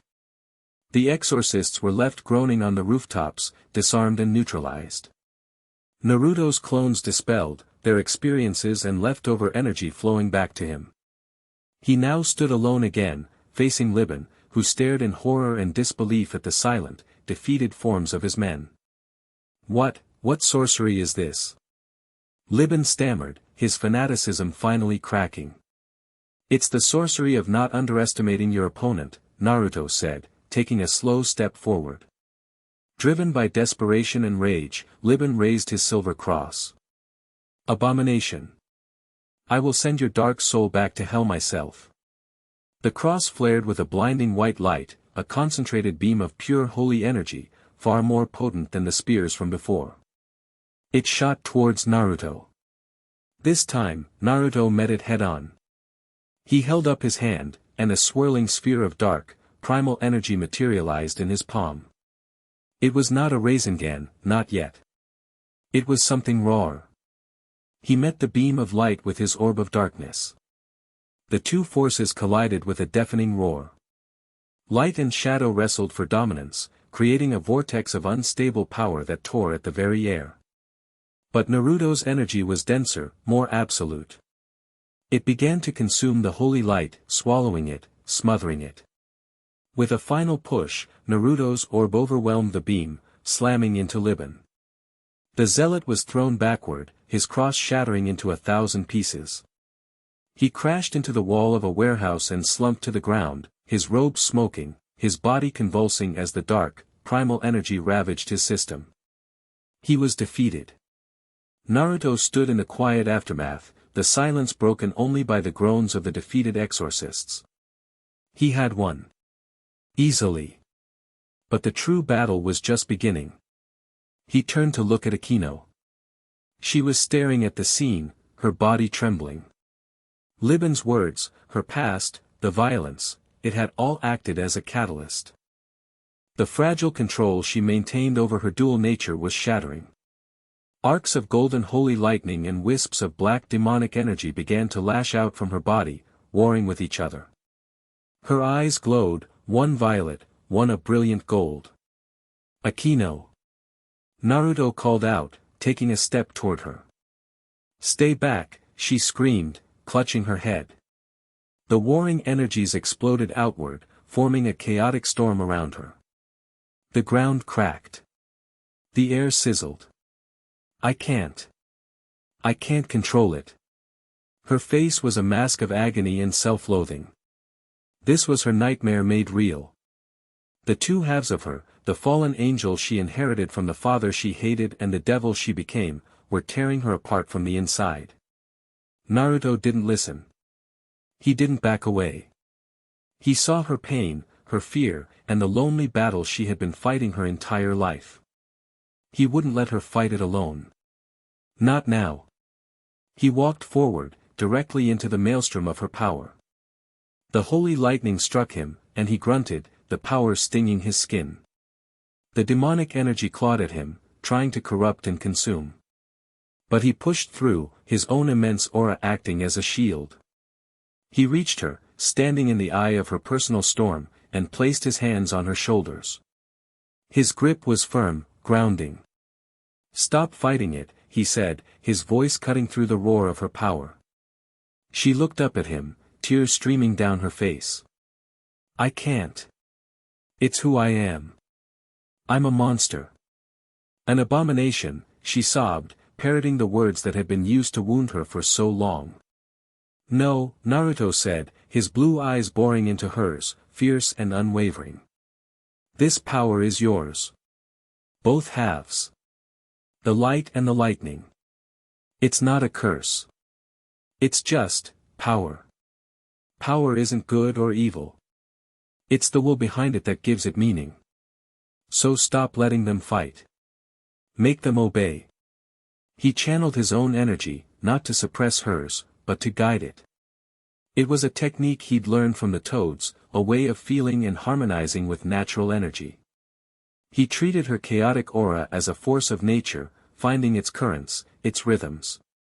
He poured his own calm, steadying energy into her, a silent message of acceptance.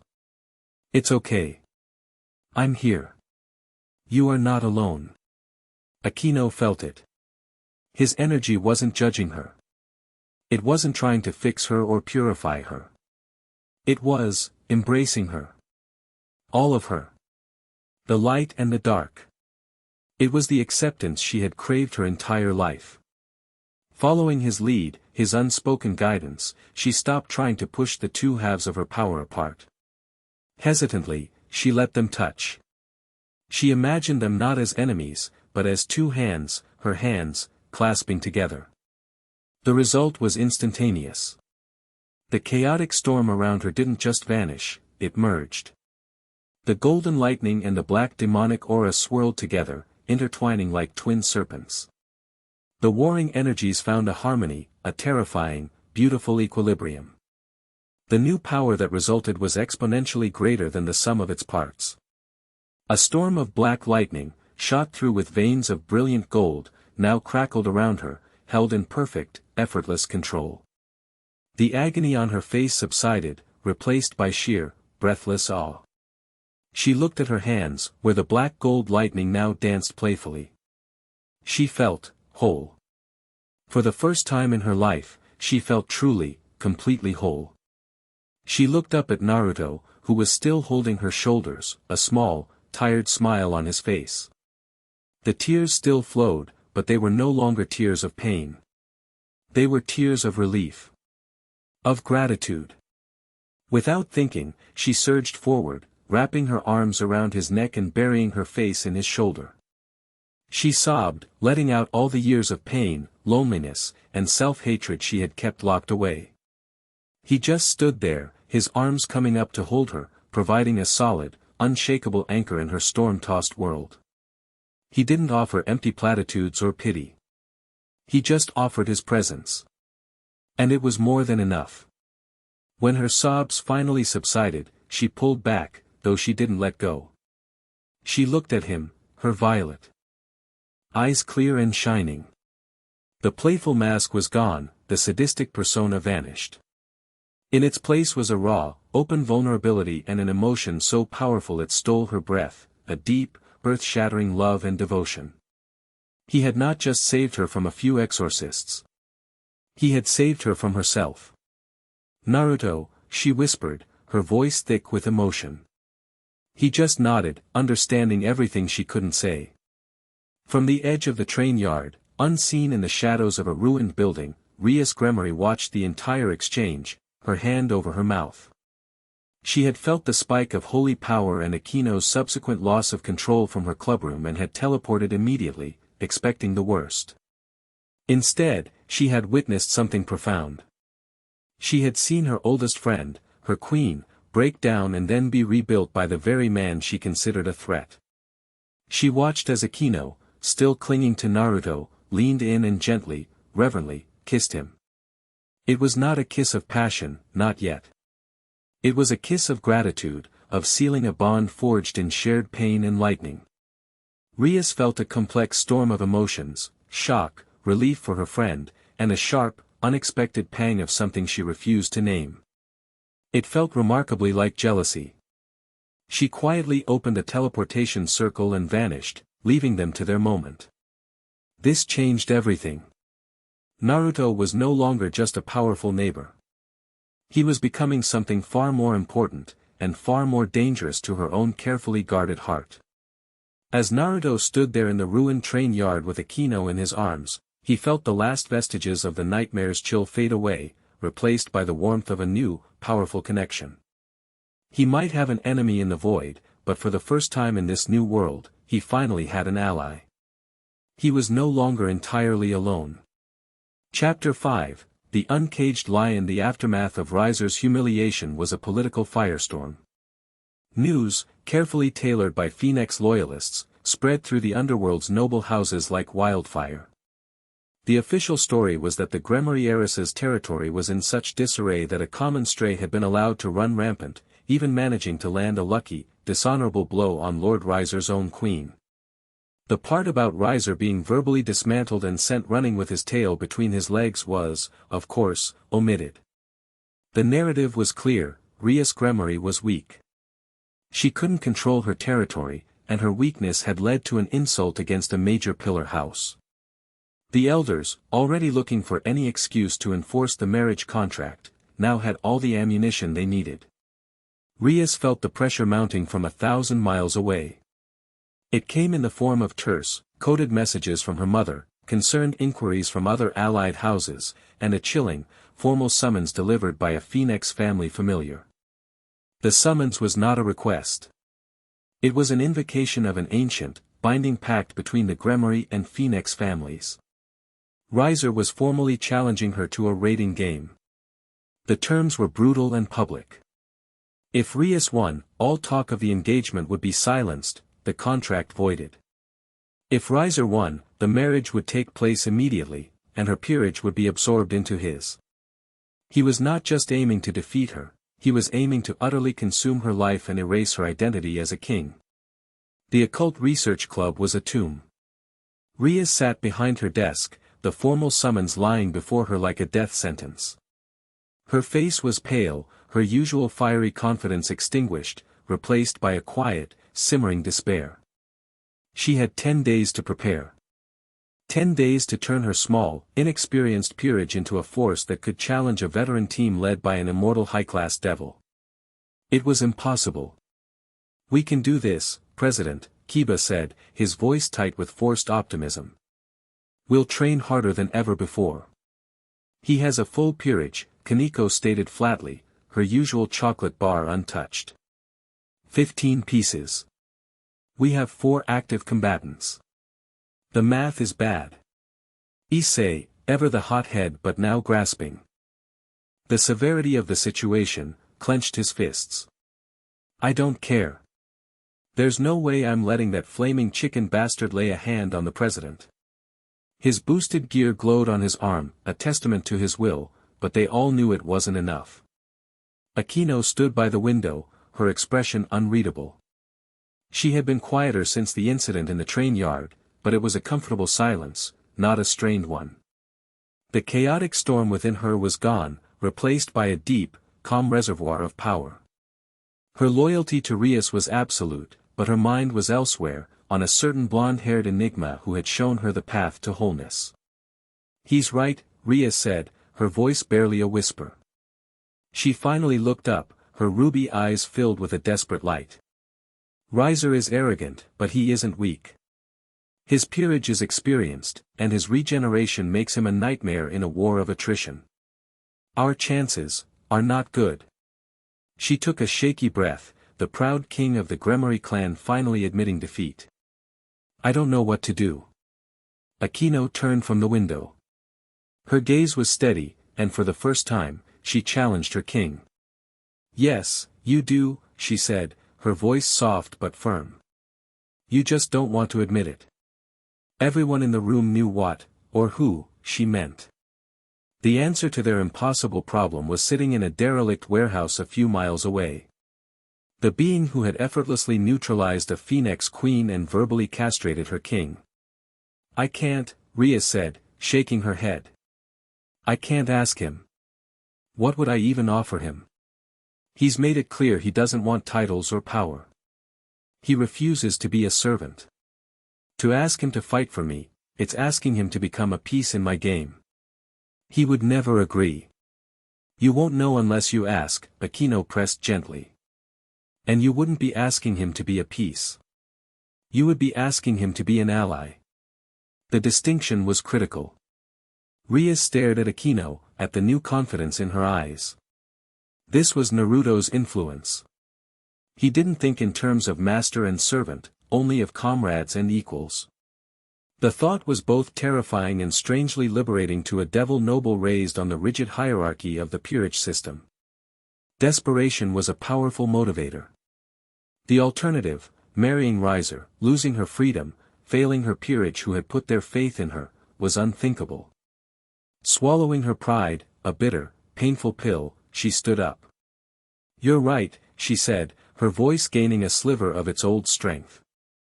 I have to try. She looked at Akeno, a silent request in her eyes. Akeno simply nodded. She would go with her. They found Naruto not in the warehouse, but on top of it, sitting cross-legged on the apex of the massive roof, staring out at the distant lights of the city. The night was clear and cold, the sky a canopy of stars. He didn't turn as they landed silently behind him. The annoying fire chicken is causing you trouble, he stated. It wasn't a question. He had felt the shift in Rias's energy over the past day, the spike of despair followed by a new, grim resolve. He had felt the oppressive weight of the formal summons as it entered her territory. His name is Riser Phoenix, Rias said, her voice tight. And he has challenged me to a raiding game. My freedom is on the line. Naruto remained silent, his back to them. Rias took a deep breath, the cold night air stinging her lungs. This was it. The moment she sacrificed the last of her Gremory pride on the altar of hope. I need your help, she said, the words coming out in a rush. I know I have no right to ask. I know we started as adversaries. But you've seen my peerage. They're loyal and brave, but they are not ready for this. We will lose. I will lose everything. She stepped forward, her hands clenched at her sides. I will offer you anything, she said, her voice shaking slightly with the weight of her offer. Power. Status. I can petition my brother to grant you a noble title, your own territory, free from any oversight. I can give you a full set of evil pieces, a queen and a full retinue, to make you a king in your own right. Anything you want. If you will fight with us. It was the ultimate devil's bargain. She was offering him the very things he had already rejected, hoping his price had changed. Naruto was silent for a long moment. Akeno watched him, her heart pounding. She knew him better than Rias did. She knew that offering him titles and servants was the wrong approach. It was an appeal to greed, and he was a man who seemed to have none. Finally, he spoke, his voice quiet but carrying a distinct edge of disappointment. You still don't get it, do you? He turned, and the weariness in his blue eyes was more pronounced than ever. You think this is a transaction. You think you can buy my strength with titles and servants. He shook his head slowly. I told you. I don't want to be a king. I don't want servants. I just want to be left alone. Rias's heart plummeted. He was refusing. It was over. But, he continued, his gaze shifting from Rias to Akeno, and a flicker of something warmer passed between them, that arrogant bastard, Riser. I really don't like him. He sighed, a sound of profound resignation. He represents everything I fought against in my own life. The belief that bloodline makes you better. The idea that people are just tools for your ambition. He stood up, unfolding from his cross-legged position with a fluid grace. He was taller than he seemed when he was sitting, a formidable presence against the starry sky.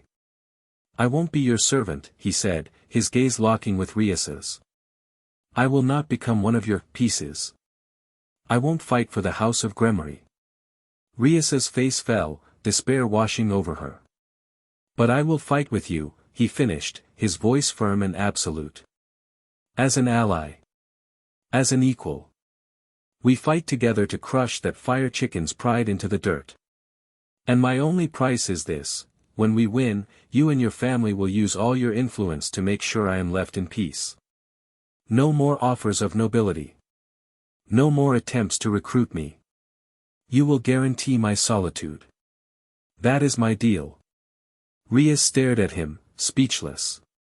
He had refused all the trappings of power she had offered, all the things any other devil would have killed for. Instead, he had asked only for what he wanted from the very beginning, freedom. And he had offered his strength not as a mercenary, but as a comrade. Tears of relief and gratitude welled in her eyes. You would do that? I gave you my word, Naruto said simply, as if that explained everything. Now, you have 10 days. Your team is a mess. We have work to do. The declaration sent a shockwave through the underworld's political circles. Rias Gremory had officially registered an outside contractor for her raiding game against Riser Phoenix. The contractor was not a devil, not a mercenary from a known faction. He was listed only as Naruto, a being of unknown origin and affiliation. The Phoenix camp laughed it off as a desperate, pathetic move. Surzex, however, when he heard the news, simply smiled. The game had just become interesting. The next 10 days were a crucible. Naruto took charge. He didn't ask for permission, he simply assumed the role of field commander, and no one, not even Rias, thought to question him. His aura of quiet, absolute competence was undeniable. He moved the training from the comfortable confines of the clubroom to the harsh, unforgiving landscape of his industrial district. Your training is soft, he declared on the first day, looking at the assembled peerage. You practice in a clean room. You've never tasted dirt. War isn't clean. He separated them. He took Issei first. You, he said, pointing at the bewildered boy. Your power comes from your desire, right? The perverted thoughts you have about your king. Issei blushed furiously. Hey! It's more complicated than that. No, it's not, Naruto said bluntly. And it's a weakness. It's fickle. You need a better anchor. He led Issei to a remote corner of the district, to a place where a massive water tower stood rusted and skeletal. You're going to punch this tower until you can dent it. And you're not going to think about Rias's body. Then what am I supposed to think about? Issei wailed. Naruto's expression became serious. Think about her face if you lose. Think about her being forced to marry that piece of trash. Think about her crying. Your power comes from your desire to protect her, not just your desire to get in her pants. Find the real source of your strength. The dragon inside you isn't a lecher. It's a protector. Act like it. He left Issei there, staring at the tower with a new, determined light in his eyes. He found Kiba practicing his swordsmanship, a blur of elegant, high-speed strikes. Naruto watched him for a full minute before speaking. You're fast. But you're inefficient. Too many wasted movements. You're dancing, not fighting. Kiba stopped, frowning. This is the style I was taught. Then you were taught wrong, Naruto said. He picked up a rusty steel pipe from the ground. Come at me. Full speed. Try to hit me. For the next hour, Kiba launched a furious assault. He was a whirlwind of motion, his demonic sword a silver streak. And he couldn't land a single blow. Naruto, using only the pipe, parried, blocked, and deflected every attack with minimal, brutally efficient movements. He wasn't faster than Kiba, but his perception was so high he saw every attack before it was fully launched. He was always in the right place, his pipe meeting Kiba's sword with a jarring clang. See? Naruto said, effortlessly knocking Kiba's sword aside and tapping him on the chest with the end of the pipe. You announce every move. Your footwork, the shift in your shoulder. You rely on speed to overwhelm, but a smart opponent will just read you and set a trap. Stop trying to be fast. Just be where you need to be. He began to train Kiba in a new way, focusing on prediction, counters, and the economy of motion. It was a painful, ego-bruising process for the pretty boy knight, but he was slowly being forged from an elegant fencer into a deadly, efficient killer. Next was Kaneko. He found her in a yard full of old, rusted-out cars. She was methodically punching them, reducing them to heaps of scrap metal. Good power, Naruto commented, watching her. But it's just raw force. You're a hammer. Hammers can be dodged. Kaneko stopped, looking at him with her usual flat expression. What do you suggest? You're a rook. You're supposed to be a castle. Unmovable. Your strength isn't just in your fists, it's in your connection to the ground. He stomped his foot, and the asphalt beneath him cracked, a ripple of energy spreading outward. Your power is rooted in the earth. Feel it. Draw from it. Don't just punch things. Channel your force. Make the ground itself your weapon. He taught her how to root her stance, how to draw her tuki not just from her body but from her connection to the physical world, turning her from a simple brawler into a bastion of immovable defense and explosive, focused power. As for Rias and Akeno, he trained with them personally. It was a constant, high-speed spar. Naruto against the two of them. He forced them to work together in ways they never had before. Rias's power of destruction was chaotic and wide-beamed. Akeno's new black-gold lightning was precise and fast. You're fighting as two individuals, Naruto yelled, ducking under a beam of destructive energy while simultaneously deflecting a bolt of lightning with a kunai he'd formed from his own energy. She erases, you pierce. It's a good combination, but you're not timing it. Rias, your attacks are too big. You're a liability to your own team. Shrink the field of effect. Concentrate it. Akeno, don't just shoot.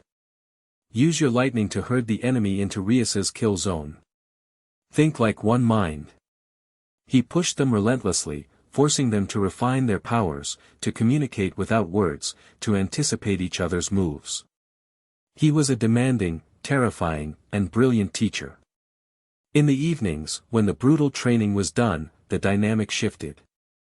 They would gather around a bonfire Naruto had started in the train yard, sharing rations he somehow produced. In these quiet moments, the commander was gone, replaced by the man.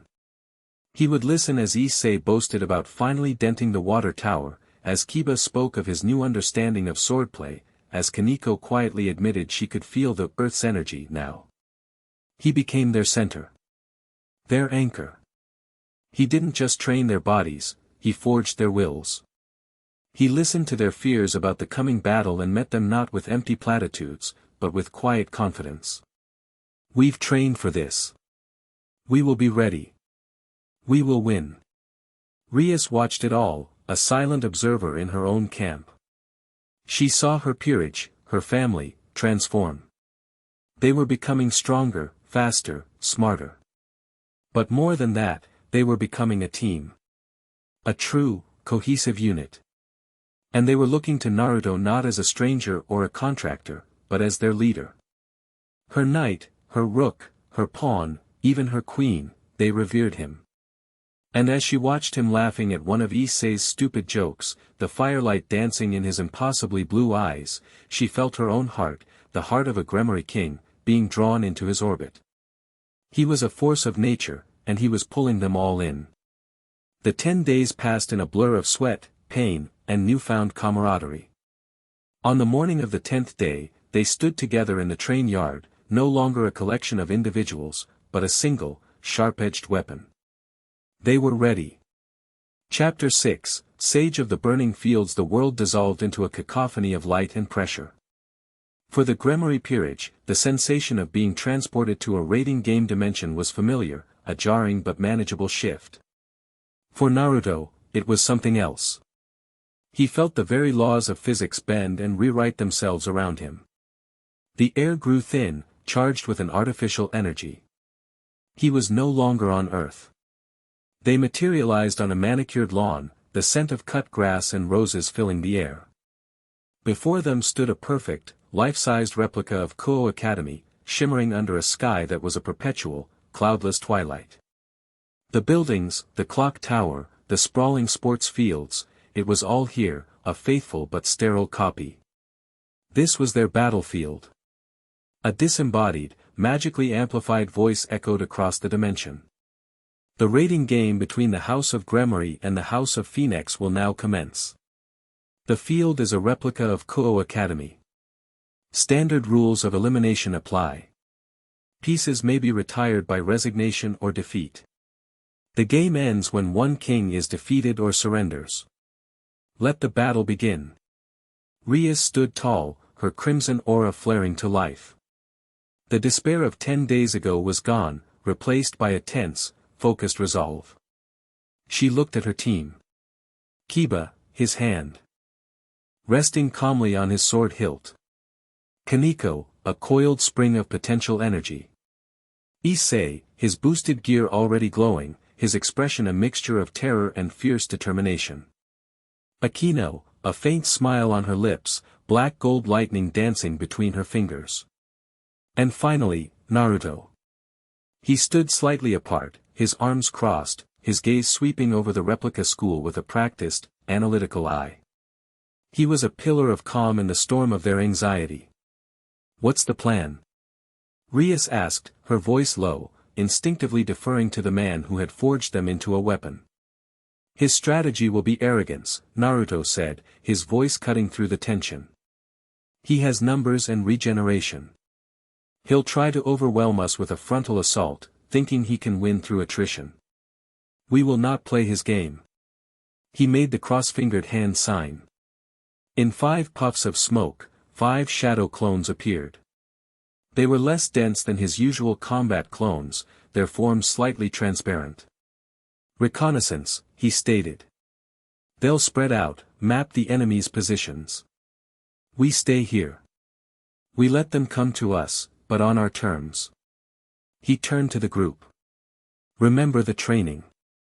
Kiba, you are the scalpel. Kaneko, you are the wall. Issei, you are the cannon. Rias, Akeno, you are the thunder and the lightning.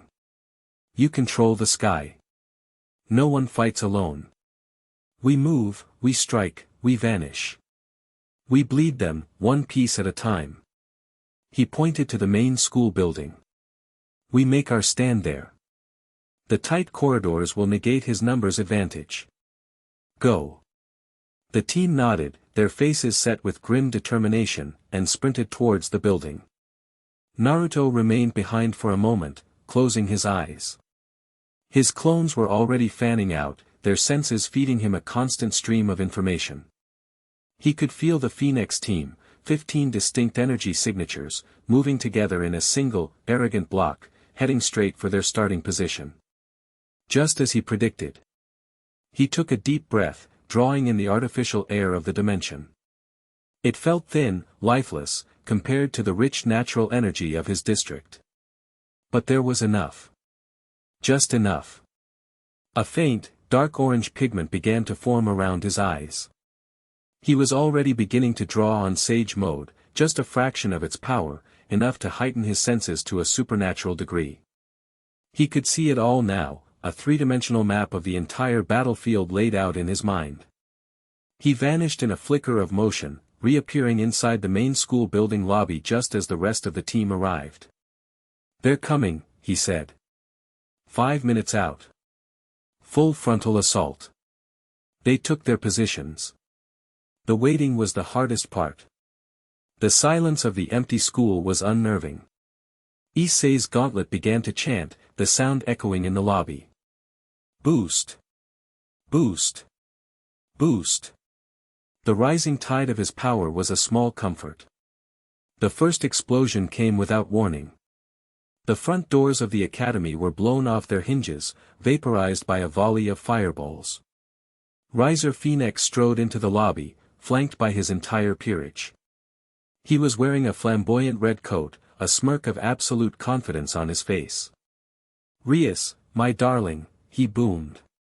"Did you truly think hiding in this little building would save you? Riser has come to collect his bride." He gestured expansively. "Girls, tear this place apart. Bring me her peerage, and bring me my Rias." The Phoenix peerage, a pack of beautiful but vicious predators, surged forward. "Now," Naruto commanded. The plan unfolded with brutal efficiency. As the first wave of pawns charged into the lobby, the floor beneath them erupted. Kaneko, slamming her fists into the ground from the floor above, had channeled her Tuki through the concrete, creating a shockwave that sent the pawns flying. Before they could recover, Kiba was among them. He wasn't the elegant dancer from 10 days ago. He was a phantom. He moved in short, sharp bursts, his sword a blur. He didn't aim for kills, but for the weak points Naruto had drilled into him: knees, wrists, necks. 3 of Riser's pawns were retired from the game in as many seconds, their bodies dissolving into particles of light as the system registered their defeat. "Issei, now!" Rias yelled. From the top of the grand staircase, Issei unleashed his power. He had been boosting for nearly 10 minutes. "Dragon shot," he roared, firing a massive, crimson beam of draconic energy. It wasn't aimed at Riser, but at the clustered group of his mid-level pieces, bishops and knights who were preparing their own counterattack. The beam tore through the lobby, and 4 more of Riser's pieces were instantly vaporized. In less than 30 seconds, 7 of Riser's 15 pieces were gone. Riser's smirk faltered, replaced by a flash of genuine shock and fury. "Incompetent fools," he snarled. "Spread out. Find them. Hunt them down." This was exactly what Naruto had wanted. The Phoenix peerage broke formation, their discipline shattering as they spread throughout the school in smaller groups, hungry for revenge. They had fallen for the trap. "Phase 2, Naruto said, his voice calm over the small communication circles Rias had provided. "Divide and conquer. Stick to your pairs. Go." The hunt began. The halls and classrooms of Kuo Academy became a deadly maze. Kiba and Kaneko worked as a perfect unit. Kaneko would act as the anvil, her unmovable defense drawing in opponents, while Kiba acted as the hammer, his high-speed strikes coming from unexpected angles. They cornered one of Riser's knights, a woman with earth magic, in the library. Kaneko weathered a barrage of stone projectiles without flinching, and Kiba used the flying debris as cover, appearing behind the knight and ending the fight with a single, precise strike. Lord Riser's knight has been retired. Meanwhile, Rias and Akeno owned the skies. They took to the roof, from where they could see the Phoenix pieces moving between buildings. Riser's 2 rooks, both hulking brutes, were attempting to flank the main building. "Akeno," Rias said, their minds working in sync from days of Naruto's relentless training. "On it," Akeno purred. She unleashed a volley of her new black gold lightning, not as a killing blow, but as a net. The crackling energy forced the 2 rooks to change their path, herding them together into the open courtyard. Now, Rias. Rias's power of destruction was no longer a wide, chaotic wave. She had learned control. She formed a sphere of crimson-black energy the size of her fist, a concentrated pinpoint of annihilation, and launched it. It struck the ground between the two rooks, and instead of a massive explosion, it imploded, creating a vortex of pure destruction that erased them from existence. 2 of Lord Riser's rooks have been retired. Issei, guided by Naruto, played his role as a mobile artillery platform. He would boost, unleash a devastating dragon shot to eliminate a target of opportunity, and then immediately fall back to a new position, never staying in one place for long. Riser was seething. He was down to his queen, Yubaluna, and 2 remaining pawns. His overwhelming advantage had evaporated. He had been outmaneuvered, outsmarted. His peerage had been dismantled by a team he considered pathetic insects. Enough, he roared, his voice shaking the entire building. His body erupted in a pillar of golden fire. If you will not face Riser, then Riser will bring this whole pathetic building down on your heads. He began pouring his own immense energy into the structure, preparing to detonate the entire academy. He's lost his cool, Naruto said over the comms. It's time. All units, converge on the athletic field. Now. The Gremory team disengaged, retreating from the school and assembling on the massive, open sports field. A moment later, the academy replica behind them exploded in a titanic fireball as Riser unleashed his rage. He floated out of the flames, his face a mask of pure hatred, Yubaluna and his last 2 pawns beside him. Nowhere left to run, Rias, he snarled. We weren't running, Rias said, a confident smirk finally returning to her face. She stood with her peerage, a united front. We were just choosing our battlefield. Riser's eyes scanned the group, and for the first time, he seemed to notice that someone was missing. The outside contractor, the one his spies had told him about. Where is the stray you hired? Riser demanded. Did he flee like the coward he is? I'm right here, a calm voice said. Riser spun around. Naruto was standing 20 feet behind him, having appeared without a sound. He hadn't been hiding. He had been directing the entire battle from the shadows, a puppet master pulling the strings. Now, the puppet master was stepping onto the stage.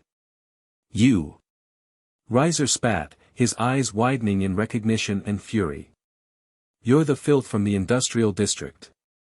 That's me, Naruto said, cracking his neck. And I've got to say, your team isn't very good.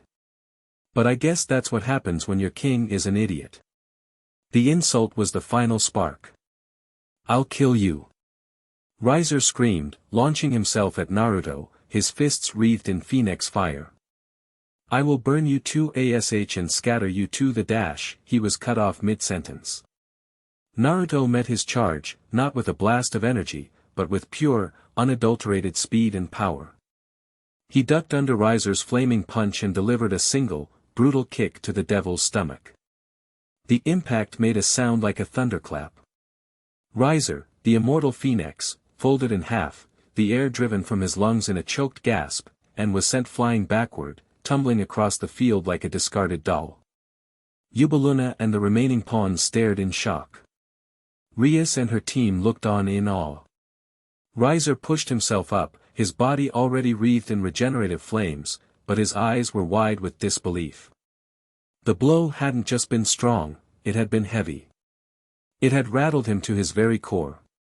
Now, Naruto said, his voice dropping low as he stared down the fuming phoenix. It's your turn. He closed his eyes. The orange pigment around them deepened into a bold, dark marking. He stood perfectly still for 3 seconds, drawing in the natural energy of the dimension, pulling it into himself, merging it with his own primal power. When he opened his eyes again, his pupils had become horizontal bars, like those of a toad. But the energy that rolled off him was no mere toad sages. It was something more ancient, more powerful, amplified by the ocean of his new existence. Sage mode. The entire dimension seemed to groan under the pressure. The air grew thick, heavy, charged with an energy so immense it was visible, a shimmering golden aura that enveloped Naruto. It wasn't explosive like Rias's or sharp like Akeno's. It was the crushing, absolute weight of nature itself. It was the power of a tsunami, an earthquake, and a hurricane, all contained within the form of one man. Riser instinctively took a step back, a flicker of genuine fear in his eyes. The power pouring off Naruto was on a completely different level from anything he had ever encountered. It dwarfed his own. It dwarfed Surzex's. It felt ultimate. What is that power? Riser stammered. Naruto didn't answer. He simply vanished. He appeared in front of the two remaining pawns. Before they could even register his presence, he struck them both with a swift chop to the neck. They dissolved into light. He then appeared before Yubiluna. She managed to conjure a shield of purple fire, but Naruto's fist went through it like paper. He didn't strike her. He simply tapped her on the forehead. The sealing technique he'd used before activated instantly, and she crumpled to the ground, unconscious. Now, only Riser was left. This is impossible. Riser screamed, his arrogance replaced by pure, panicked terror. He unleashed a torrent of fire, a massive wave of golden flames that engulfed the area where Naruto stood. The flames cleared, revealing Naruto standing in the same spot, a sphere of swirling, invisible energy held in one hand. He had used a rudimentary almighty push to blow the flames away. In his other hand, a sphere of crackling, pure blue energy was rotating with a high-pitched shriek. A Rasengan. You rely on your regeneration, Naruto said, his voice echoing with the power of Sage Mode. You think you can't lose because you can always come back. He started walking towards Riser, the Rasengan humming like a captured star. But regeneration costs energy. And there's a limit to how much you can heal at once. He blurred forward, his speed now truly inhuman. He slammed the Rasengan into Riser's chest. The impact wasn't an explosion, it was a grinding, tearing vortex of power. Riser screamed in agony as the Rasengan ripped through his flesh, overwhelming his regenerative abilities for a critical second.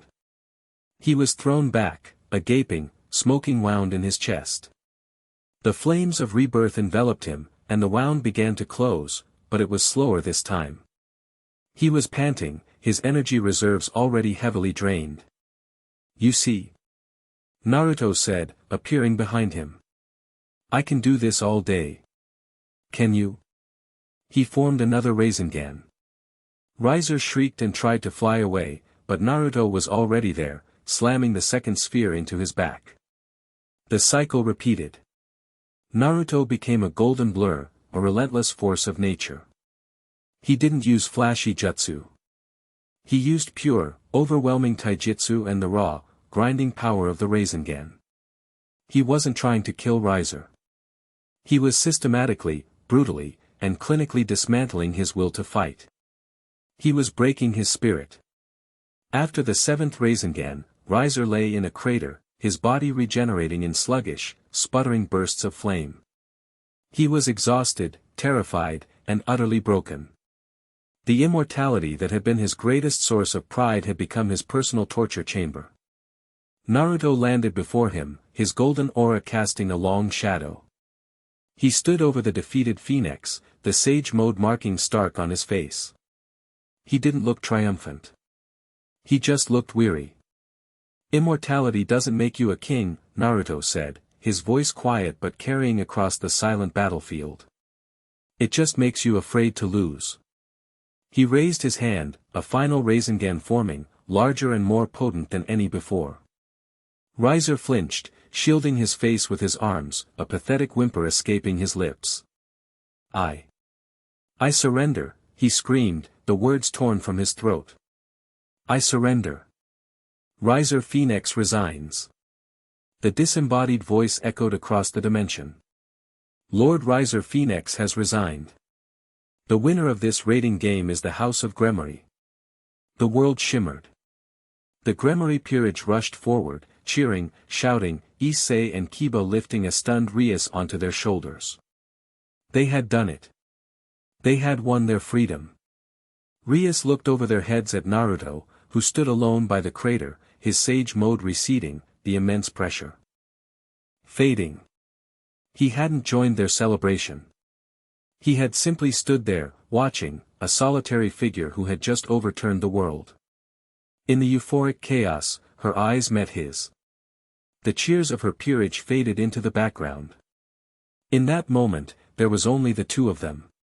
He gave her a small, almost imperceptible nod. A nod of a promise kept. A wave of emotion so powerful it made her dizzy washed over Rias. It was more than gratitude, more than admiration.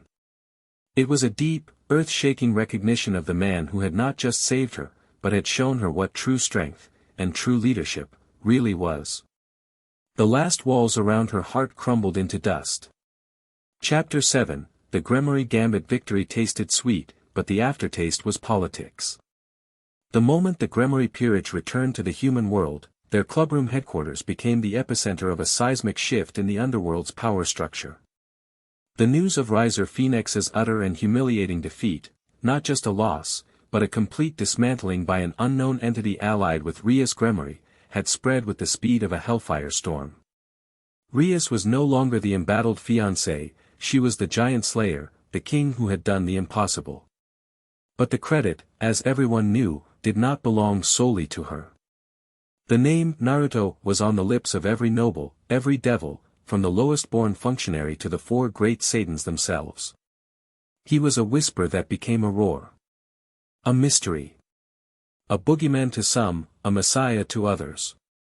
Who was this man who commanded an army of clones, who wielded a power that could overwhelm Phoenix immortality, who fought not for a title or riches but for a principle? Naruto, blissfully unaware and wholly uninterested in his newfound fame, had simply returned to his quiet, derelict district. He had fulfilled his end of the bargain. He had stood by his allies, broken an arrogant fool, and now, he expected to be left alone. It was a naive hope. 3 days after the raiding game, a teleportation circle of unparalleled complexity and power bloomed in the center of his warehouse.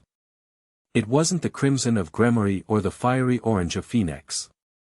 It was a deep, royal purple, emblazoned with the crest of Lucifer. Surzex Lucifer stepped out, not as a projection, but in the flesh. He was flanked by the stoic, silver-haired form of Graphia Lucifuge, his queen and the strongest queen in the underworld. The air in the warehouse, normally saturated with Naruto's dense, primal power, crackled with a new, immense pressure. Surzex's power was not like Rias's, it was not a wild inferno. It was a calm, impossibly vast sea of destructive potential, held in perfect, effortless check. He was on another level entirely. Naruto, who had been sitting on a stack of old crates, simply watched them approach. He wasn't intimidated, but he was wary. This was the man Rias had called her brother. The top dog. Naruto Uzumaki, Surzex said, his voice calm and pleasant, yet resonating with an authority that could command legions. He stopped a respectful distance away. I presume. I am Surzex Lucifer. I've come to thank you. You could have sent a letter, Naruto replied, not moving from his spot. A faint smile touched Surzex's lips. A letter would not suffice. You have done my sister, and my house, an incredible service. More than that, you have introduced a novel concept to a society that has grown stagnant and predictable. Your performance in the raiding game was illuminating. I just beat up a guy I didn't like, Naruto said with a shrug. You demonstrated that strategy can overcome raw power, and that true loyalty is not something that can be bought or commanded, Surzex countered, his violet eyes sharp. You have also become the single greatest political enigma in a century. Which brings me to the second reason for my visit. He gestured, and Graphia stepped forward, holding a lacquered black box. She opened it. Inside, nestled on a bed of crimson velvet, was a full set of 13 evil pieces, glowing with a faint, dark light. They were shaped like chess pieces, but pulsed with a power that could grant a second life. A king piece lay at the center, radiating more power than all the others combined. The council, with my strong recommendation, has voted to extend an unprecedented offer, Surzex announced. We are prepared to grant you the status of an ultimate-class devil, complete with your own pillar and noble title. This set of evil pieces, crafted by the great King Ajuka Beelzebub himself, is yours to command. You would be free to build your own peerage, claim your own territory. You would answer to no one but the four Satans. You would be a king, in title and in truth. It was the ultimate offer, a prize beyond the wildest dreams of any being in the underworld. Instant elevation to the highest echelons of power. A kingdom handed to him on a silver platter. Naruto looked at the box. He looked at the glowing pieces that promised power, eternal life, and loyal servants. He felt nothing. No desire. No temptation. He had been a leader, a hero, a figurehead. He had carried the weight of a world on his shoulders. The last thing he wanted was another crown. No, thank you, he said simply. The silence that followed was absolute. Graphia's impassive mask finally cracked, her eyes widening in disbelief. Even Surzex, the master of political maneuvering, was momentarily taken aback. You refuse? Surzex asked, his calm demeanor finally showing a hint of strain. Forgive me, but do you understand what you are turning down? I understand perfectly, Naruto said, finally standing up. He met the Satan's gaze without flinching. You're offering me a gilded cage. A new set of responsibilities. A new set of people who will depend on me and a new set of enemies who will want to kill me for my title. I've had that life. I'm done with it. He walked towards them, his own aura rising to meet Surzex's, a primal, earthy power pushing back against the refined, destructive sea. I had a deal with your sister. I fought for her, and in return, the House of Gremory guarantees my solitude. I expect you to honor that. I want to be left alone. That's all. Surzex stared at him, his mind racing. He had come prepared for negotiation, for haggling over terms and titles. He had not come prepared for an absolute, unequivocal refusal of the very concept of power. This man wasn't just an anomaly of strength, he was an ideological paradox. He was a being with the power to rule who had no desire for a throne. In the power-obsessed culture of devils, it was an idea so alien it was almost incomprehensible. And it made him infinitely more dangerous, and infinitely more valuable. A man who could not be bought or controlled was a truly free agent. I see, Surzex said slowly, a newfound, profound respect dawning in his eyes. He signaled for Graphia to close the box. Your conviction is admirable. And a promise made by a Gremory is a promise that will be kept. You have my word. You will not be troubled again. But before Naruto could feel a sense of relief, a klaxon-like alarm blared through Surzex's personal communication channel. It was a piercing, frantic sound that denoted an emergency of the highest possible level. Graphia's face went pale. My lord. It's a code black alert. From the Dimensional Gap Monitoring Station. Surzex's friendly demeanor vanished, replaced by the grim, absolute authority of a supreme commander. Report. A dimensional fissure of unknown origin has opened just outside the atmosphere of the human world, directly above Japan. Graphia relayed, her voice tight with urgency. The energy readings are impossible. They are off the scale. It's not demonic, angelic, or draconic. Ajuka-sama is describing it as anti-energy. A void. Something is coming through. Naruto froze. Anti-energy. A void. The wrongness. The nightmare. The silent screams. The feeling he'd had at the edge of his senses. It was here. Without a word, Naruto shot out of the warehouse, a golden blur of Sage Mode energy. He didn't wait for permission or explanation. He knew, with a bone-deep certainty, what this was. Follow him. Surzex commanded, his own form dissolving into a torrent of destructive energy. He and Grafia vanished, reappearing in the sky high above Kuo, just as Rias, Akeno, and the others, alerted by the sheer, terrifying spike in multiple power signatures, arrived via their own teleportation circle. They all looked up. And they saw it. The sky was tearing open. It was not a rip or a hole. It was as if reality itself was being unwritten. A patch of the blue daytime sky had gone black, a blackness so absolute it seemed to drink the light around it. It was a hole into nothing. And from this hole, something was descending. It was not a creature of flesh and bone. It was a living nightmare of impossible geometry. A shifting, crystalline entity that seemed to fold in on itself, its shape constantly changing from a jagged shard of obsidian to a multifaceted cage of black light. It had no face, no limbs, no recognizable features. It was a being of pure, malevolent concept. A void herald. And as it descended, the world beneath it began to die. The life force was being drained from the very air. The vibrant green of the trees in the distant park faded to a sickly gray. Birds fell silent from the sky. Humans walking on the streets below suddenly faltered, clutching their chests, their vitality being siphoned away by the herald's mere presence. It was a mobile black hole for life energy, for magic, for existence itself. What in the name of my father is that thing? Rias breathed, her face ashen. The sheer wrongness of it made her demonic energy curdle in her veins.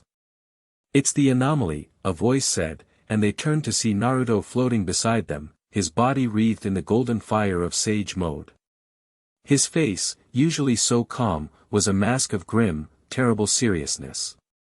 The thing my power called to this world. The Void Herald seemed to sense them, a collection of bright sparks in a world that was dimming. Its form momentarily solidified into a sharp, spear-like shape, and it shot towards them with impossible speed. Scatter! Surzex roared, unleashing a wave of his power of destruction.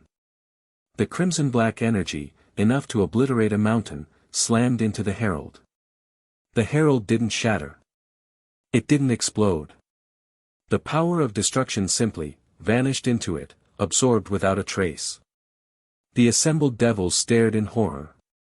A power that could erase anything from existence had just been nullified as if it were nothing. The herald retaliated. It didn't fire a beam or a projectile. It simply pulsed, and a wave of silent, invisible anti-energy washed over them. It was not an attack, it was an unmaking.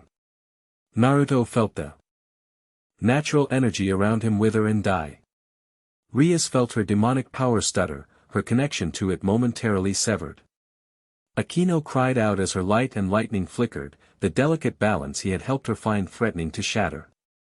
This thing didn't just fight power, it consumed the very source of it.